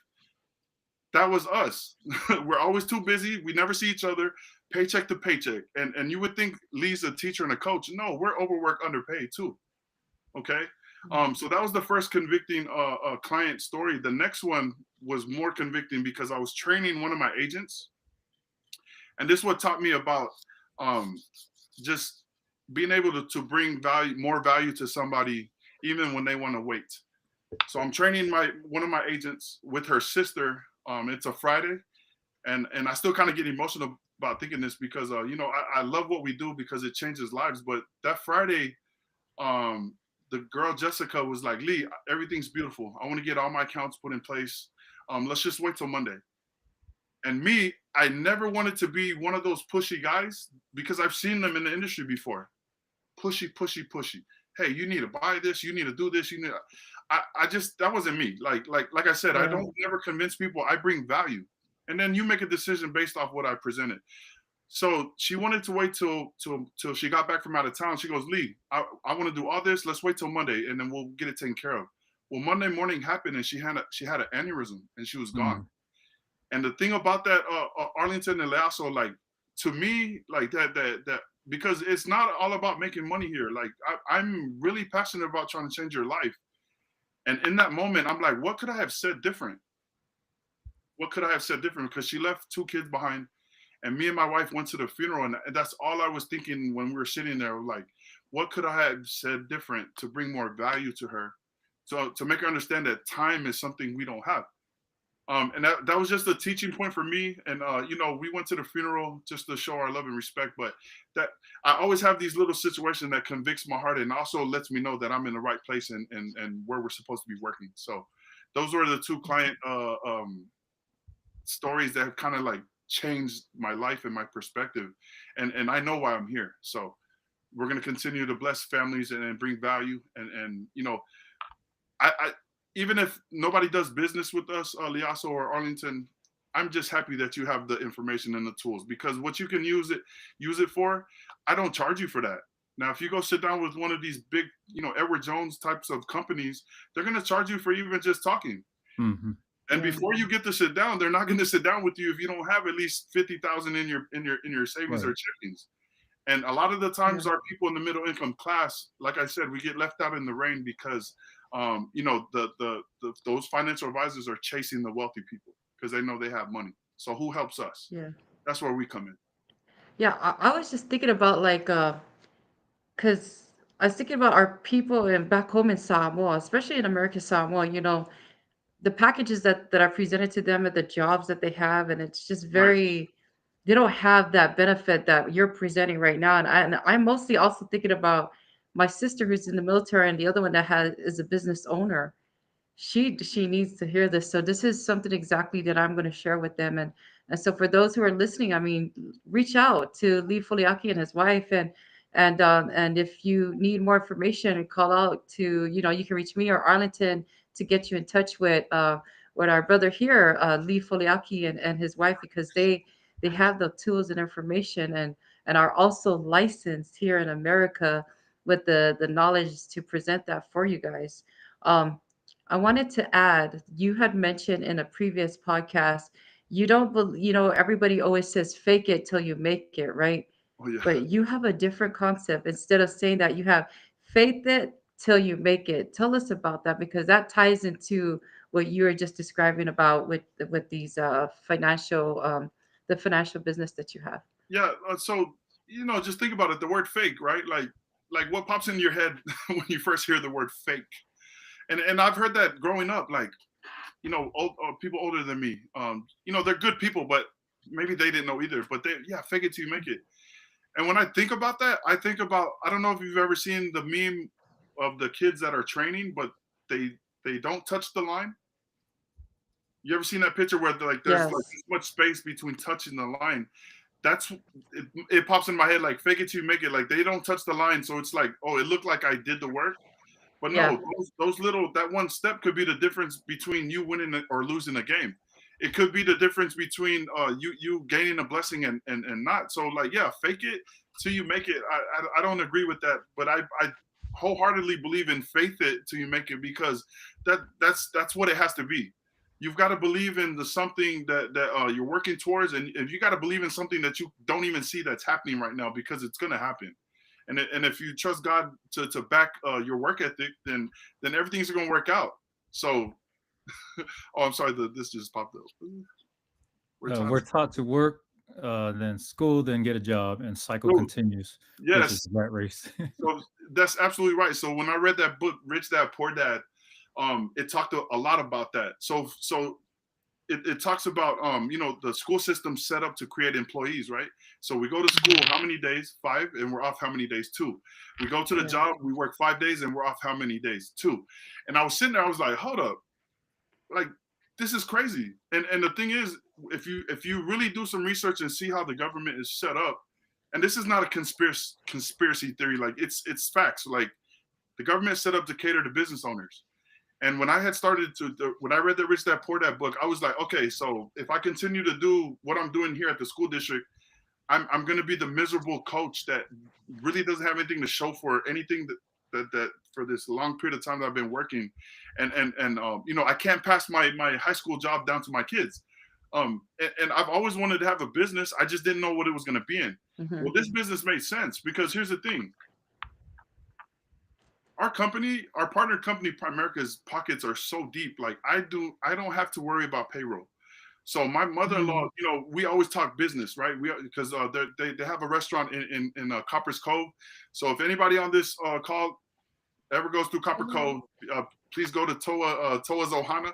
That's my in-laws Hawaiian barbecue restaurant, and they cater to the military and all those people. But we always talk about profits and losses, right? So I always ask my mother-in-law, I'm like, yeah, so what are you bringing home after all the expenses? Well, she's got to pay payroll. They've got to do supplies. Those are things I don't have to worry about, because the only thing I have to worry about as far as overhead is probably paying for rent space at the office, which is like $300. So as far as profit, yes, I don't have to pay my agents. So we have about 28 agents that work out of our firm, but the company pays them. The company pays them. That doesn't come out of my pocket. So when we start talking about business and what was our upfront investment, there wasn't really a heavy upfront investment to start our company. And I just feel like traditional businesses, you gotta invest a lot of money to start a business. Yeah. And a lot of the times the small businesses don't last because it's just, what are you bringing to the marketplace? And, I understand like what we do, people are born and people die every day. Like the talk about finances and money never goes out of style. Like it's always on our mind, right? So if I sat here and asked the chat, hey, how often do you think about money? Like, what do you guys think they would say? Like probably every second, every minute, whether it's stressful or whether it's positive, it's always on our mind. So, and I've also seen a lot of biblical financial concepts, and I'm just like, oh my gosh, this is crazy. Like, people say that money's the root of all evil, but if you're not really reading the whole context, and I've heard this from the most Christians right? Look at Duke. What's up, Duke? Yeah, the money is, for the love of money is the root of all evil, right? Money's a tool. Money's a tool. It goes up there. It's important just as much as air is important to us surviving. And that's what I share people. Me and my wife want to get super wealthy. It's not for no personal gain, but dude, we can help way more families if we have more to give. Does that make sense? So, I hope that answers your question. I'm sorry, I'm probably just rambling, but No. No, you're good. But I like what you mentioned, and going back to the previous question, I just wanted to.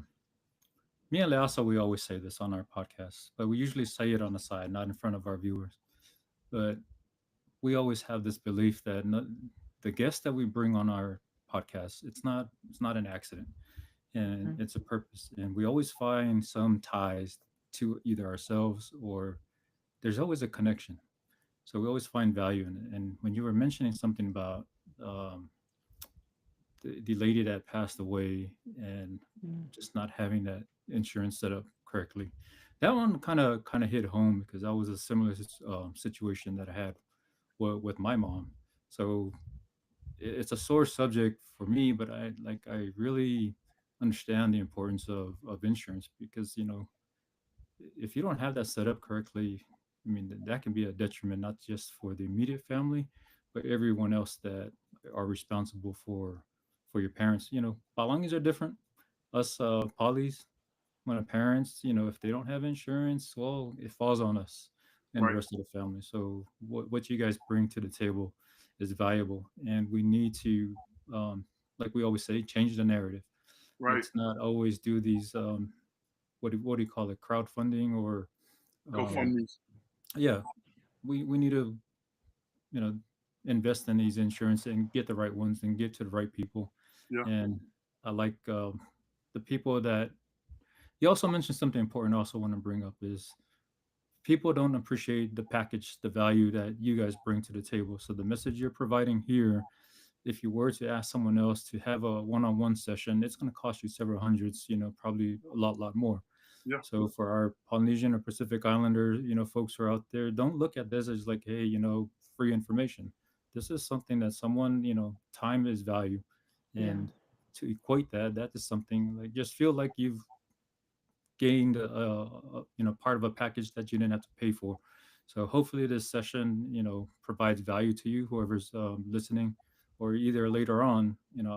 I want you guys to take this to heart because our people need to recognize the change that we need to implement in our communities. So I just wanted to revisit that subject.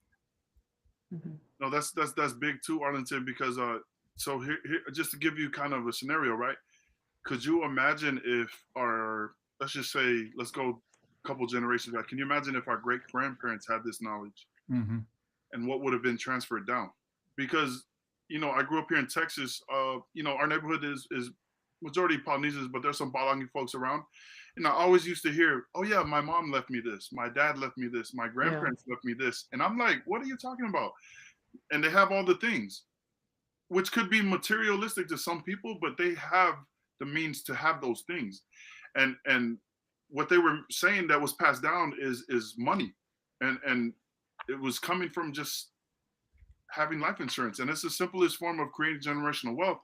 And I'll just share to you guys how we've talked to our kids about it. My mom and dad, do they understand it, even though they don't have much, because when we got into the game, they were covered with one of the worst types, but the point is they're covered. And my mom said, on the day me and dad is going to go, I do not want you and your sister to feel ashamed that you cannot come up with the funds to take care of this. And that hit home. And I'm like, dude. And then my brother's situation happens, and it was like, okay, God, I hear you talking to me. I need to get this in order. So me and my wife, we're covered with big checks. Something happens to me, and I'm just going to give you all something practical. Something happens to me, my wife is getting a big check, okay? And she better not type laughing emojis in the chat either, because I'm going to be here for a long time. But yeah, my wife's going to get a big check. And here's the thing: if you don't know how to manage your money at this point, well, guess what you're going to do with it? You're probably going to go spend it all, just like the lottery ticket winners, right? They get the money and it's gone. Well, my wife understands what to do with it now, because we've learned and we've taught ourselves, because you can always teach yourself. You can always reprogram. You don't have to say, oh, this is how I was raised. No, you can still reprogram. So my wife knows what to do with that. She's going to pay whatever debt we have, and we don't have much. And then with whatever money's left over, well, guess what she's going to do? She's going to put that back into the investment accounts. Our oldest, Kylie, she's 18. We've already taught her, when mom passes away, you're going to receive a check. And then whatever you and your siblings have that is, as far as debt, maybe car notes or whatever, pay that off. Whatever's left, you're going to put it back into this account. Well, here's what's going to happen to our kids. That those funds are going to be transferred down. It's going to continue to be transferred down, because in our investment accounts, that money over time will start to compound. And my kids are going to be born into this. They're already born into this. They don't even know it. You know what I mean? And then we're building a business that's also going to be passed down to them too. And that's just, I would have never learned this had I not met, who was training me and teaching me and showing me the way, because he was already doing it. And Jacob got into the business to, he was a teacher and a coach, but he just wanted to make an extra 500 to fund his retirement account. Like, how crazy is that? Because we don't think about these things. We rely on 401ks. And then when we get to the end of life, we figure out that the 401ks doesn't pay us like it was paying us when we were working. So how do you keep up with the lifestyle? Well, some people got to go back to work. And I've seen that happen in the school district too much. I would see teachers, they would work a long time, retire, and then say, you know what, I got bored. And they come back and be substitute teachers or drive the school bus. And my board, I already told y'all, I'm going to be on the beach bored with my kids. And that's what life's going to look like. But it just all boils down to information. So yes, find the information, y'all. You guys got to seek. You guys got to seek. You can't sit back. I used to be bad about sitting back and waiting for it to come to me, but no. Like God ain't never told you to sit there and wait. No, you need to be working and seeking answers too. Yeah. I think a lot of it contributes to we're just so caught up in I'm gonna do what's I'm comfortable and just sit and Yes, relax and let things come to me. And so not realizing that when you say stuff like that, you're actually saying that you're lazy and that you're afraid of taking risk. Now, yes, jumping into something else that describes the type of person that you are, because I had learned that you read the book called Relentless. Because yes, I'm not promoting Relentless, but I love this yes. book. Come This on. is a good book. So tell me what it is about this book that also inspired you, because I know it also did the same to me. That book changed my life. So Hmm. a lot of the times people claim that they're beasts until it's time to do what beasts Yeah, do. So that book, it helped me identify who I was. That book gave me permission to be obsessed. See, a lot of times in life people are obsessed with the wrong things.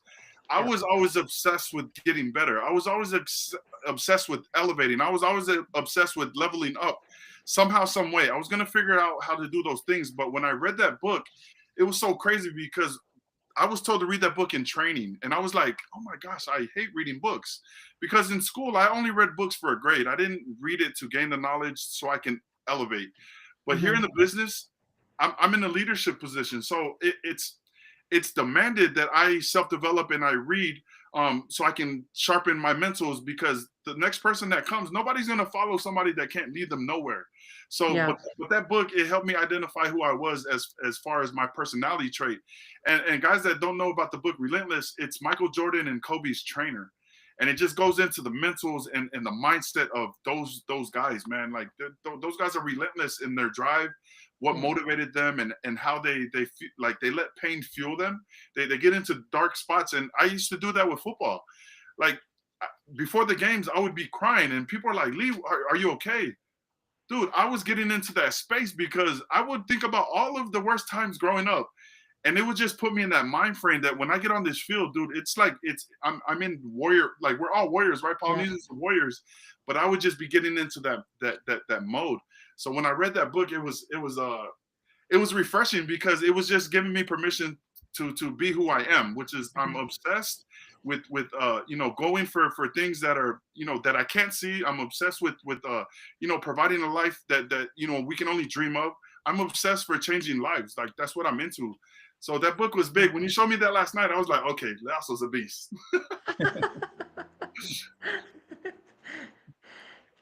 It's just one of those things that it makes you feel comfortable to realize, okay, I'm not the only one that feels this way, and it's okay to be that way because it just tells the type of passion that you have. And so, for those of you out there, I am not trying to promote Relentless, but I also encourage that do go read that book because it really is an eye opener.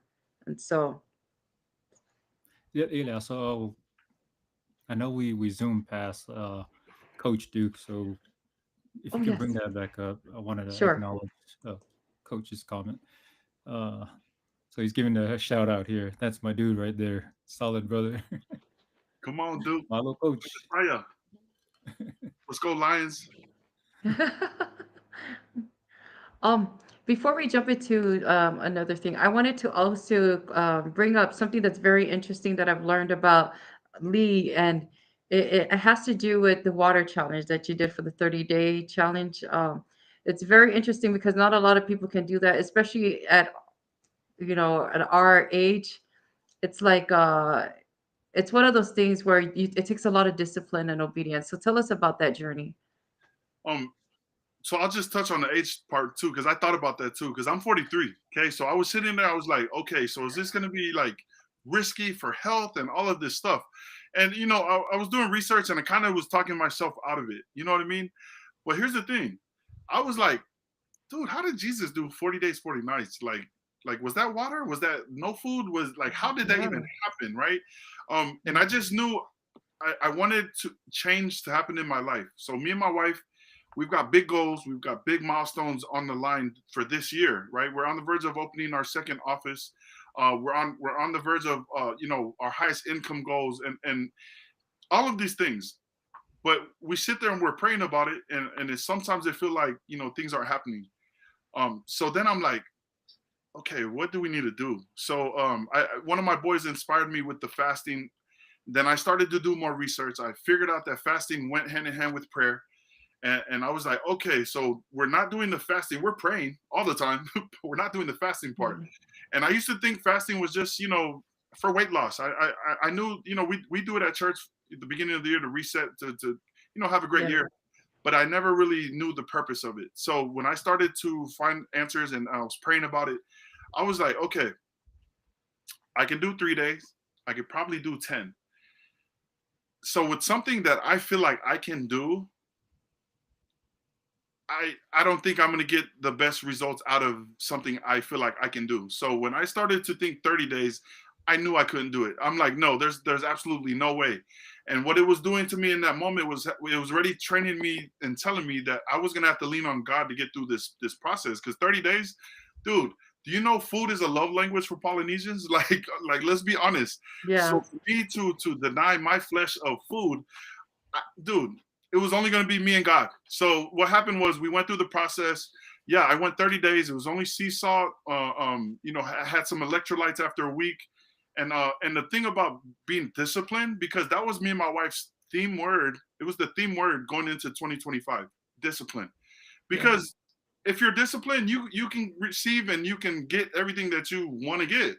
If you're disciplined, if you want to lose weight, boom. If you're disciplined, it's going to happen. If you want to save money, if you're disciplined, it's going to happen. If you want to make more money, work hard and you're disciplined, it's going to happen. So the common denominator of why things weren't happening was just discipline. And when I went through my 30-day fast, I learned control. I learned obedience. I learned to humble myself, because a lot of the times, Lee Foliaki, the beast mode football guy, I stay in that character, but there's every now and then I need to be humbled, and I need to know where all of the blessings are coming from, and I need to know that I need help. I can't do this alone. So I went through the 30 days. It wasn't for weight loss, but I gained so much, man. I killed all the bad toxins, created some new cells, started at 364 in weight, and then finished at 313. And my goal was getting to 275. Why? Because I want to up my insurance. And here's the thing. Yeah, It's that's crazy true. because that was I'm like, okay, so to give blood, I got to get to this certain weight. Um, so I just need to do this. I'm not focused on the weight. I'm focused on the purpose of why I'm doing the fast. But during the process, I end up losing weight. And now to keep it off, I just got to stay fit and stay active. And we're doing that now too. But yeah, it was the hardest thing I've ever been through in life. So I've been through some hard, but that's the hardest I've ever done. But it's been the most rewarding. And I have to say, like, because I've done it before, right? But because of medical reasons. But you have to say, like, your skin got better, right? You're sleeping better, and the moods change. And I think also at the same time, you're feeling more of the spiritual side, Yes. like inside of you, because I think that's another biblical reason why it's mentioned in the scripture in the Bible about why it's so important to, they talk about the prophets and so Yeah. having to fast. So thank you for sharing that. I'm not telling everybody to do this, but just because I don't want you coming back at me and saying I'm going to sue you because you told me to go. No, this is at your own discretion, and Right. this Right. is something I've done, he's done, and I'm sure Arlington has done as well. So, I've but done it the is also a healthy factor. So, I've done the intermittent fasting. Is that what mm, you've done or something different? I, well, I do that too. So for me, like I was doing that before I did the 30-day water fast. But the problem about me is, because I'm so busy every day that when it gets to the end of the day, I just eat up the whole kitchen. That was the only problem about the intermittent fasting, because Yeah, I because was that allows you to defeating the eat. purpose, right? It was like, okay, I'm busy, so I'm not thinking about food. But then when I do sit down to eat, it's like you eat the whole kitchen. So I was like, okay, I guess it's not working because I'm not, because it's still kind of portion control, like what you're supposed to control. And yeah, but I was doing the intermittent fasting before I got into the 30-day fast, so the transition wasn't too difficult because I was already kind of doing that. But yeah, when mhm. you deny yourself of something that you're used to receiving every day, I mean, your mind starts to play tricks with you, and the devil might start to speak to you a little bit, and you just got to stay locked in. Yeah. So, yeah. Last night when you mentioned this, I started to say, you know, I think I told you guys last night. Today's my day one. So I was trying to think, what can I get rid of and what's the healthier choices. So normally, I know our viewers are used to see me drinking coffee, so I got rid of the coffees. But I'm drinking ice water over here. It's not Oh, pleasant, like you said. Day one's always the hardest, but yeah. sticking down this, you know, this ice water here, we'll see. So I'm up to my own little journey here. So today's day one. We'll see the results, and hopefully I Let's don't go. fall off Let's the go. bandwagon in 3 days. You got this, brother. Well, we're getting close to the ending of our podcast. So I have some rapid fire questions for you before we get into our closing questions. Person that you trade places with for a day. Okay, great question, and I have an answer. I would like to trade places with Jesus. Um, just not to change anything that's ever happened or is happening now, but I just want to see how perspectives, like the miracles, like just if I could just follow him, just see Yeah. it live. I think that would be life changing for me, just to see like I mean what it looked like how people received and treated him. So yeah, that would be my answer. Trade places with Jesus for a day, just to kind of just see the dynamic of all of what transpired. Nice. Guilty pleasure food. Oh, that was easy. Polynesian food. Oh. Yeah. Yeah. Yeah. We need our fix. Polynesian food, man. Like, oh my gosh, that is, yeah. I'm talking about all of the above. Anything Polynesian food, that's yes, it's yeah, that's my weakness, man. So, yeah. Okay. Worst advice you've ever received. Worst advice,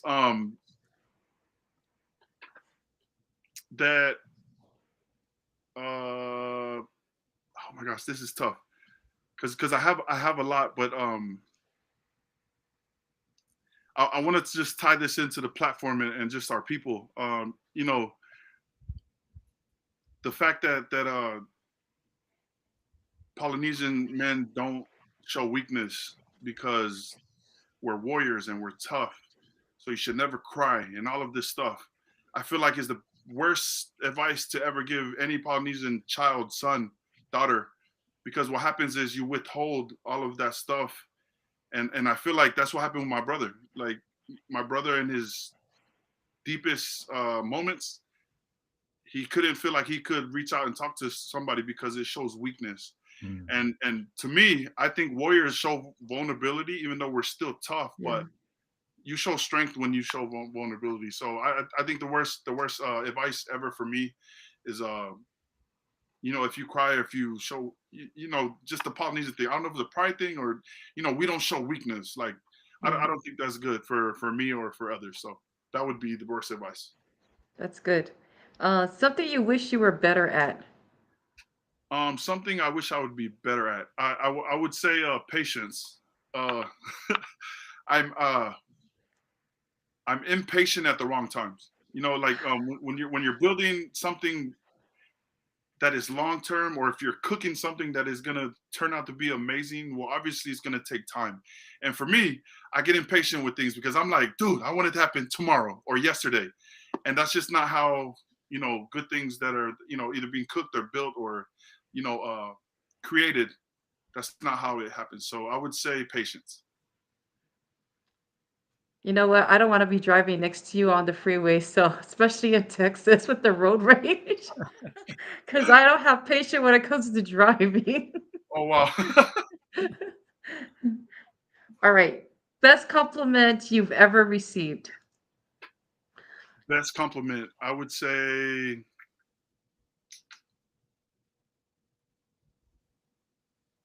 man, that's hard because I know as a parent, the success of your kids or how your kids turn out, Mm, I would say is a great compliment as far as a parent because what happens at home and how you train your kids at home will show the results of what happens out in the real world. And I yeah. just feel like home training is impactful. And the best compliment that I could ever get is how my kids turn out or how they are. Now, mind you, there might be kids like me who are hard-headed that give their parents a run for their money, but at the same time, my parents did a great job. I was just one of those kids that always went left when told to go right. So, um, but yeah, I would just say, just as far as a parent, like how good your kids are. Yeah. An idea most people get wrong. An idea most people get wrong. Oh, I know I spoke about this earlier. That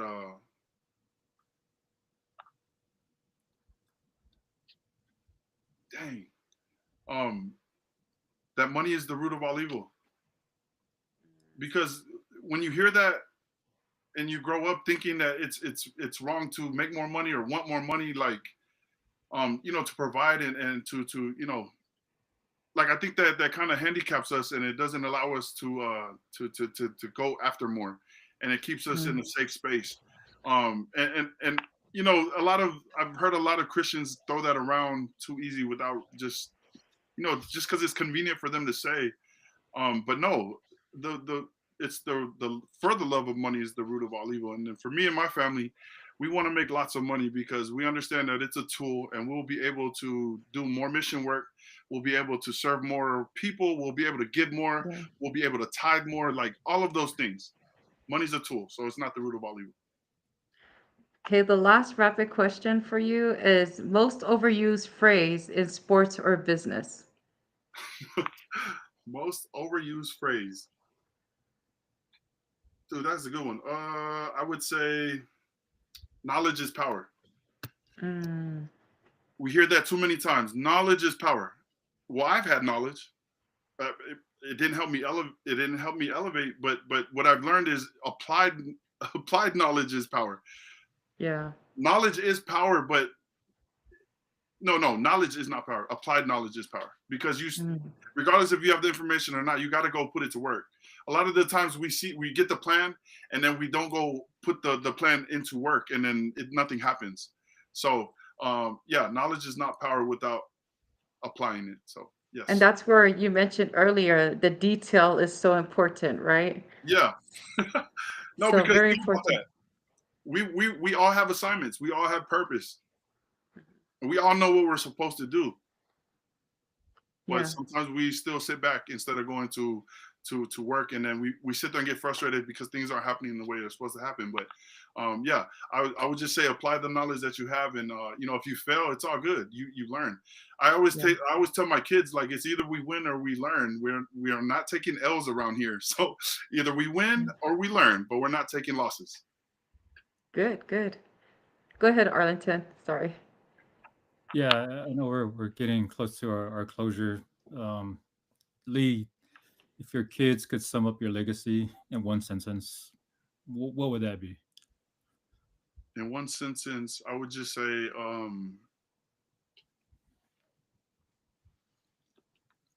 whatever my dad was passionate about, he went after it, whether it was hard or whether it was easy.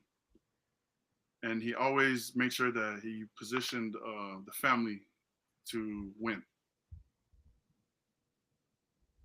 Nice, nice. So you've turned tragedy into purpose, right? Yep. So what is the one truth you want someone in their hardest moment to hold on to? The one truth, I would just say, even in your worst moments,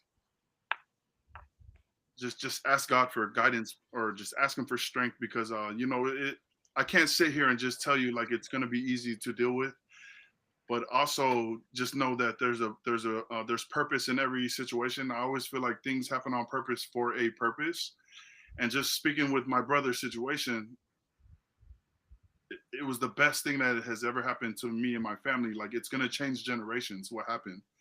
And I just feel like if you look at situations different, just a different perspective, you'll be able to see that there's actually a blessing that will come out of whatever happened. Either you learn something, and I learned that I was taking time for granted, and then it forced me to want to be around my family more, and figure out a way to make work and family time and all that happen together. And I just feel like in those moments, even though it's tough, just know that there's purpose in it, and just pray for God to guide you through it, and things will be better you know, those tough times come to an end. So, you know, it doesn't rain all the time, and the sun will eventually come up. So just stay faithful. Yeah, yeah. And then when it finally does rain, it starts to flood. So you got to know how to handle that flood, right? That Make sure too. you got that lifeboat. Yeah, we can all swim, so it's all good. So There you go. Well, except for those who live inland like me, and I have waterfalls. So, I mean, I'll take the life jacket or whatever someone can send to me. yeah, Houston floods a lot. Yeah, so Yeah. All right. So the last question before we end. You've been in the headlines so many times, and you've been out there, and you're well known here in Dallas as well and around in Texas. When it's all said and done, what's the headline you want written about your life? ooh, that's that's deep. I've never been asked that before.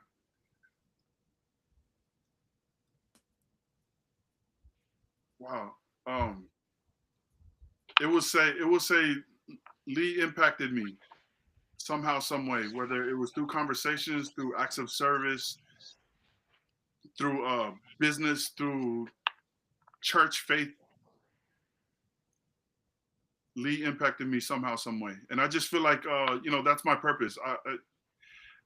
My wife and I aren't here for the money, but we're chasing freedom, and I just know with that comes influence and impact, and the more families I get to impact, I just feel like the more blessings that will come back to this family. So yeah, the word that comes to mind is impact. Thank you so much, Lee Foliaki. Just wanted to say, like, if there was a reason for us to cross paths and being able to share your journey with all of us, and also I really do admire the stories that you share because especially with the 30-day challenge and the financial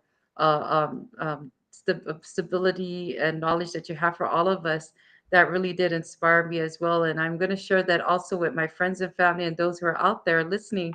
And I wanted to ask you in closing, what would you, for those who are trying to reach out to you, go ahead and share what it is that you information that they can reach out to you if they wanted to contact you. Okay, so we're on all platforms. On Facebook, it's just my name, Lee Foliaki, verified. I gotta add that in because we have some people trying to act like me, but they're not. So with the verified symbol, I think Instagram is takeoff underscore CEO. Takeoff is our branded company name, and then phone number is 214-597-6297.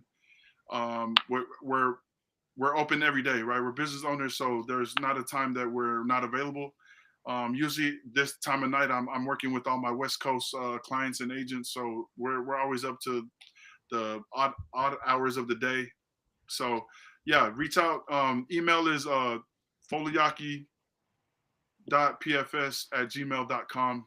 And my wife's email is the letter B, our last name Foliaki at Primerica.com if you wanted to, reach our business email. All right, we have a comment on here. Go ahead, Arlington. Yeah, faith it till you make it right. Good to hear your story, brother Lee Foliaki, Malo Toko, and big fat Malo to you, Chief Tasi and Sister Leaso, for a wonderful episode. Thank Thank you you. as well. Thank you for our viewers. Appreciate Hmm. everything. Thank you. Thank you. Right. So I just wanted to say before I turn the time to Arlington to close, thank you so much, Brother Fuliaki, and also to your family for allowing us to have the time with you. And like what Arlington said, time is very important, and you sacrifice to share knowledge that is something that a lot of people are charged to to share this information. But the fact that you came out here for our Pacifica to give that insight so that we could take that for ourselves and utilize it and be able to have someone like you in this platform that we are able to relate to. You've been there, you've done that, and you've also been in that shoes that we're in right now, to be able to have someone that we can trust and rely on to get into that platform to help us in our own lives. So thank you again, and to all of those our listeners, thank you also for listening in. We love you all, and reach out to Lee Foliaki and his wife. I'm also going to reach out to them as well, to do the same to help myself and my family. And with that said, I'll turn the time over to Arlington. Yeah, yeah. Thanks, Lee. I also want to thank you, Lee, and your wonderful wife there for bearing with us. I know the time for us here, we're sacrificing. That's the other sacrifice that he's presenting for our viewers is his time. Time as in like it's 1 o'clock in the morning, going on two. But we do it for our Pacific Islanders, everyone across the Pacific for your time zone. So we're trying to accommodate you guys. We're mindful because this information, it's so important for us to get the information to you. And as mentioned before, as all of our viewers, we present that because they're bringing a lot of value to you, value that you probably won't receive anywhere else, aside from a cost. So thanks again, Brother Lee, and and wife. And also thank all our viewers, people that were commenting, people are tuning in. This episode or this podcast wouldn't exist without your interaction or your views. So you also are a part of us. And then last, thanks, Lasso, for your our main effort in scheduling all our invitees. So and appreciate everything that you set up for us.